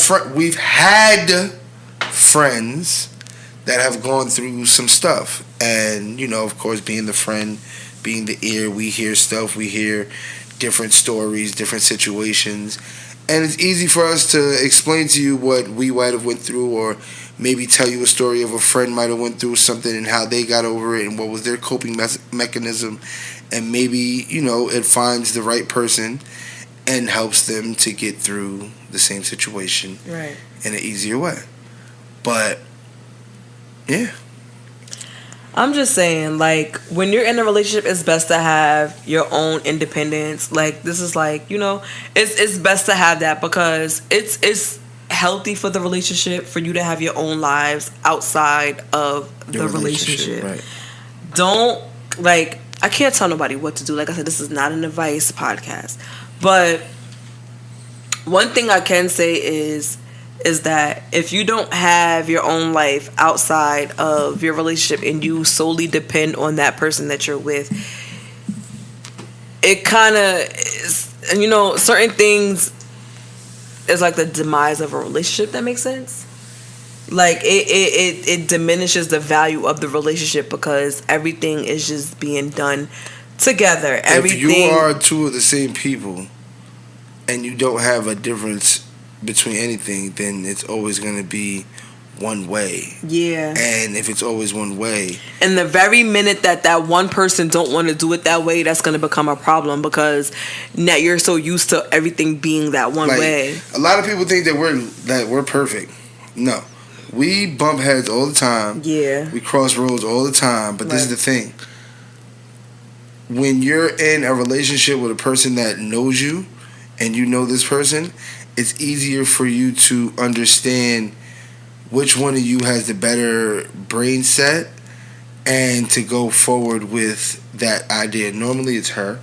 Sometimes I be having it. She be like, you smart, boo. And I be like, you know what I'm saying? So just understand that it's not always going to be a one-sided thing, but nigga, if you keep getting it wrong, how about you listen to her? Maybe she's getting it right. And then if she's getting it right and you're getting it wrong, you might want to listen to her so you can get it right. And once you start getting it right on your own, she'll start listening to you because you might have made the better decision this time. You know what, boo? You made a decision that was better than mine. What you're pretty much saying is find the balance. Right, find the balance. Right. Like, I fucks with that because your decision was a little bit better than mine and it worked out perfectly. As compared to, look, stupid, I told you not to do that shit. Now your dumb ass got to do this shit. And can I say this one thing too? I mean, I know we trying to keep it under a certain time, but we're gonna close out in a second. Do your thing, boo. One thing that tends to come up a lot. I'm not gonna say that this is exclusive to only these type of relationships, but because it's not exclusive to these type of relationships. You can have this in every relationship, but one thing that tends to come up a lot that I've experienced is pride. When you are in a codependent relationship, there's a lot of pride in that relationship because you depend on each other so much that y'all become an unhealthy one. That makes sense? Break it down for him, boo. When you are codependent on somebody, and let's say you're in a relationship, and like I said, you do everything together. Everything happens together. Y'all do everything together to the point where it becomes very unhealthy for the both of y'all. So when y'all do have your individual lives, it's always a fucking problem because y'all have your individual lives. Now, there's always going to be one person that's going to fight for their individual life. You understand what I'm saying? And that person is going to end up having a lot of pride. And they're going to have a chip on their shoulder after a while because when the other person be like, yo, you did this and you did this without me, they're gonna be like, the fuck? You do you mean? I need to do this without you. Like, you understand what I'm saying? Or it would be some situation where it's like, you wasn't supposed to do that because I wasn't there. They're gonna be like, what the fuck? I am supposed to do that. Like, you understand what I'm saying? It's always gonna be a pride situation. And then everything is going to be a problem. Even the littlest thing where you feel, because they're gonna be fighting for their individuality. They're gonna be fighting for their own, for a sense of self. They're gonna be fighting for that because they're gonna be like, damn, like everything we do is together. Everything is like, and it's usually the man. I gotta take a shit with you sitting there too. Right. So you gonna wipe for me? Right. The fuck do you mean? Right. I'm not gonna lie, I've always been a person of space, but I definitely was in a codependent relationship at one point. And I didn't need him for the same things he needed me for, but I still needed him for certain shit. You understand what I'm saying? But because I'm naturally a person that likes to do my own shit, it was easy for me to jump out of it once I got out of that relationship. This is why me and you, there's times when I be like, I want to go to Kroger. Aaron, you want to come to Kroger with me? Aaron be like, nope. And I'm like, one time for the motherfuckers that don't like going to Kroger with their wife. Because there be times she be like, Aaron, you want to go to Kroger? Nigga, I just went to sleep. Just now. I literally just closed my eyes and you gonna wake me up to go to Kroger? To go to Kroger? If you don't take the glizzy and take your ass to fucking Kroger, nigga, make sure it's one up top, nigga. Bye. Yeah, see you later. I'm staying here with the kids. There's times when I get pissed off, like, you don't want to go to Walmart with me? You dead? Walmart? What? That was me blowing up Walmart because I'm so fucking tired of Walmart. Don't ask me to go to Walmart. I don't like blue and yellow. I don't. I love blue. And I love yellow, but I don't like blue and yellow when it says Walmart. He's stupid. I don't want to go. Nah, but for real, and now, not even now. It's always been that, but I'm able to accept his no. Like I'm like, you want to go? I really don't feel like doing that. I'm like, all right, and I just go. Sometimes I don't even ask him. I just get up and go because it's like, when she does that now, I be like, damn, you couldn't let me know. No, because you was asleep. All right, cool, but you could have said, babe, you want to go to Kroger with me? Like, I miss going outside with you. Especially since I've been working overnights, like, nonstop. It's like my days are, I come in the house, and she runs out to do the errands, so then she can come home and give me my time that we sleep together. And it's like, all right, I'll sleep for the first 3 hours together by myself. And then when she comes home, even before she lays in bed, she'll handle everything she got to handle. And then come get in the bed. And it's like, my nigga, you gonna come get in the bed now? Cause I gotta go get dinner for tonight. You know what? You got the kids. Got I gotta go get the kids. Sat on the computer. I sat gotta on the go, phone. Now you gotta come lay down. All right, cool. Let's get this hour. Cause now I'm about to get up, make a beat. Gotta handle everything I gotta handle with these niggas. Gotta set up whatever. If I'm gonna watch sports or put a ticket in or fantasy draft. You know what I'm saying? I gotta look up an NFT. Whatever little bullshit I want to do in my little couple hours before work, I'm gonna try to get it in. But it's like, damn, nigga, I thought you was going to Kroger at 9 this morning. You just came back at 5 in the afternoon. I feel like there's times when I'm asked, not necessarily like outward, like directly asked, but it kind of questions like, you not worried about this, or he's doing that and you ain't calling, or you ain't expect. No. And I'm so nonchalant about, like, no, I don't care about. You know, like, I try to make it so. And then it's like, it's why? No need for that, because see what y'all don't understand about us is we came from a trusting point of view, and me being the person I was when she first met me again now, I feel like she's learning to trust. Like, her thing is, if he gonna do it, he gonna do it. When I find out, it's gonna be a dub. Right. I can't stop him from doing what he's gonna do. Right. And if I could stop him, why am I gonna stop him? I'll just let him dig his own grave. That part. Can I say this one thing before you finish? I'm sorry, I'm not trying to cut you off. But one thing that people say is, if your man is cheating on you and you're not ready to do anything about it, let that man cheat in peace. I don't know if I agree or disagree, but I'm gonna say this: if your man's cheating on you and you're not ready to do something about it, and you know, let that man cheat in peace.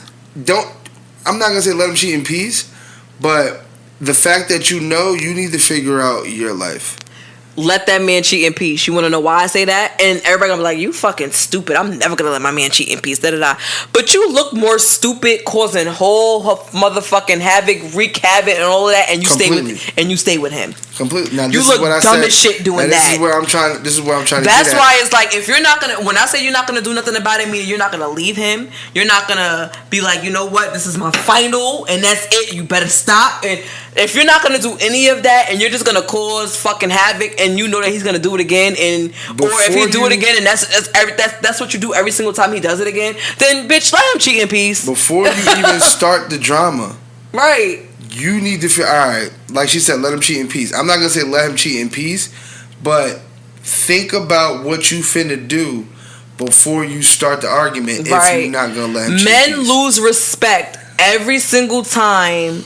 You can correct me if I'm wrong, as from the man's point of view. Men lose respect every single time you cause fucking havoc and you stay.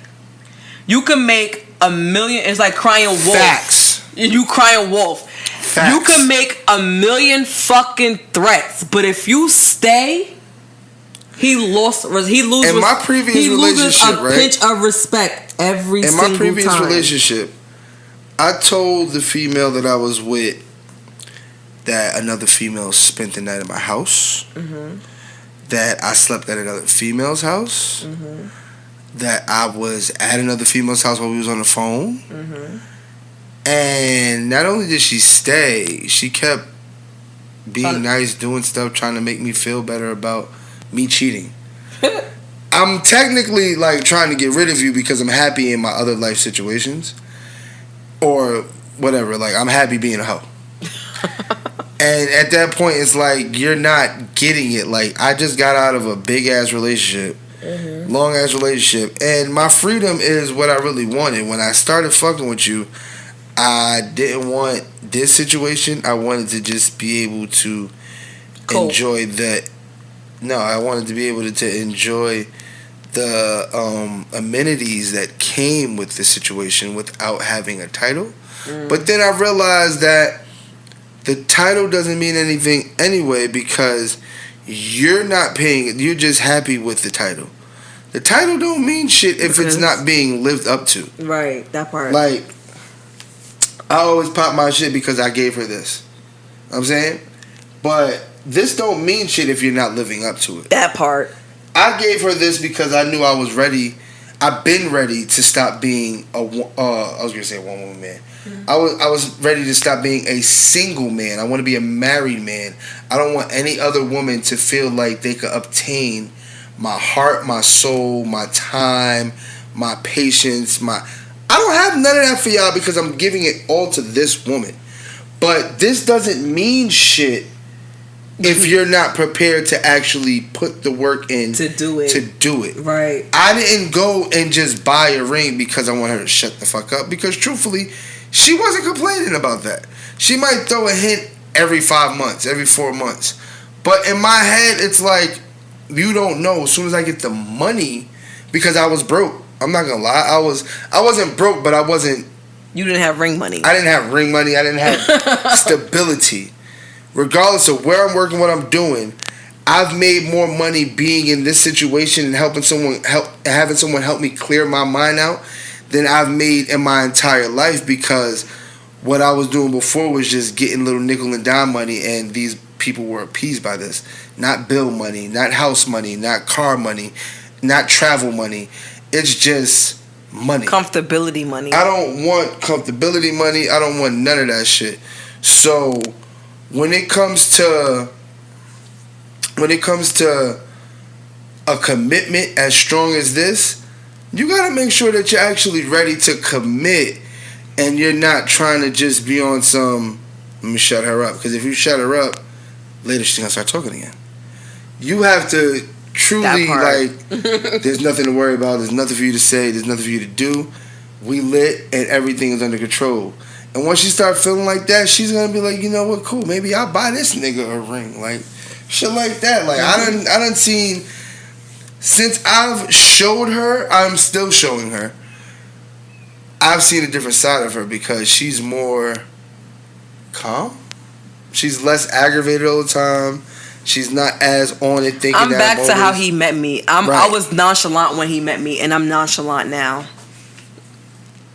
Like, I'm nonchalant now. He met me as a person that was just didn't care about shit.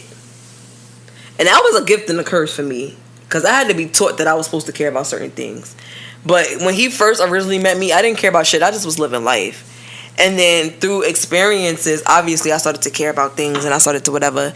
And then so when he got with me, I was just on edge all the fucking time. And then when he did whatever he did, I was extra on edge. And now I'm comfortable and I'm relaxed again. And I feel like I'm going back to my normal nonchalant self. And of course, with a little bit of balance of, you got to also stay on top of this, because you can't go back completely into that. Like, because you go back completely into that, you wouldn't even care about shit. Like, I've learned how to dibble and dabble without getting stuck in my ways, because this is one thing that she's taught me. If it helps, let it help. But if it's going to hurt, stay away. I can't jump back into anything that hurt me prior to this situation, because clearly it hurt me and I don't want to be hurt anymore. Right. So, lesson, not message, lesson. Right. Like, just at the end of the day, just love the person that you're with and love them genuinely. And because let me just tell you this, once you love somebody and you love them genuinely, you naturally want to do right by them. Right.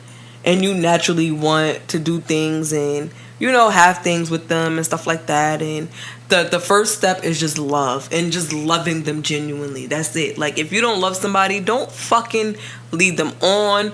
Don't do none of that. And also, to go back to the topic at hand, like I was saying before previously, it's not healthy to be in a codependent relationship. If you are in a codependent relationship, sit down with your partner and figure out how to separate your lives. Separate your lives.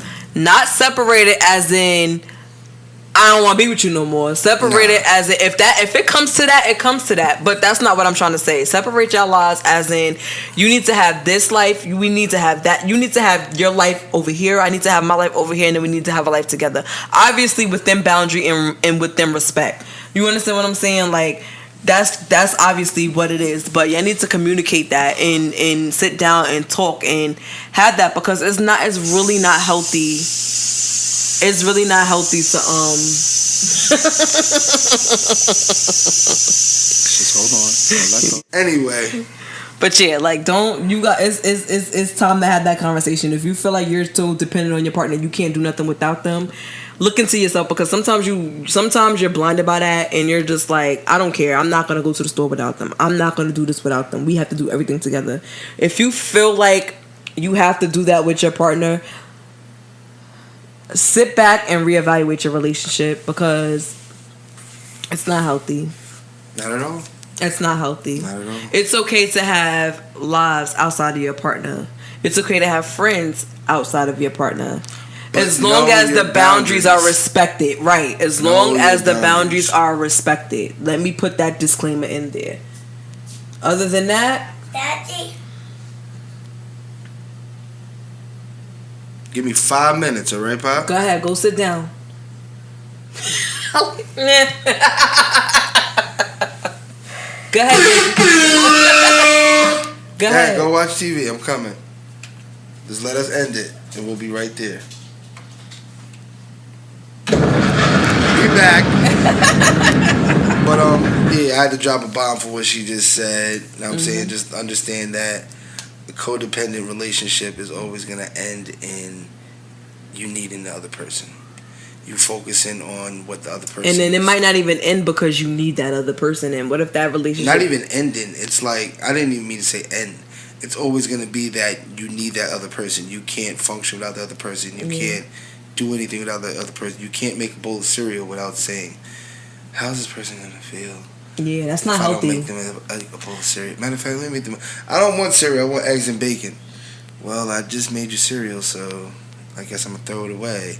Now your feelings is hurt because you wasn't fucking just thinking about yourself. I'm not telling you to be selfish. Right. Not telling you to be selfish. It's okay to be selfish, but you have to be selfish for you, not selfish towards your person. If that makes sense. Be selfish for protection. First, love yourself And before then- you can move to loving other people. Right. Because if you don't love you, this is a problem that we both had. She's still helping me to find me and love myself. Because I'm my worst critic. I always feel like I'm not good enough, or I feel like there's a person out there that can offer her more, and I feel like I have to be above and beyond every other person that can offer her whatever I'm lacking in. But knowing my partner, if she didn't want me, she wouldn't be with me, and if I was lacking to the point where she couldn't deal with it, she wouldn't have accepted my ring. She wouldn't have gave me another kid. She wouldn't have moved with me down here. Like, she would have moved down here on her own and made sure that I stayed in Yonkers, New York. So, understand that you got to love yourself, but also understand that you have to be independent and able to move without always having a crutch on your side. Right. You know what I'm saying? It's okay to have individuality in relationships. Always. Make sure you have that. That's healthy. You need that. That keeps a lot of problems down. But Shout out to us. This is our first 3-hour episode. Let's drop a bomb. Hey. We here 3 hours. We here. We clear. Zayden's in his underwear. You know what I'm saying? I hope y'all enjoyed episode 5. As you can see, the boys calling, so we about to go handle that. Yeah. But gotta go be parents. Thank you for enjoying the SMD Life podcast. She's led. I'm set, minus the off. If you don't know, now you know. Check us out on YouTube, Spotify, Apple Podcasts, And Anchor. If you didn't download Anchor now. Yeah. We'll have a couple of episodes coming out on Patreon soon. Right. So make sure that you guys pay attention. I think the sex episode is going to be on Patreon. The sex episode. And, all the explicit episodes will be on Patreon. So make sure that y'all focus up and get there. And happy podding, y'all. Yeah. Have a good one. We love you all.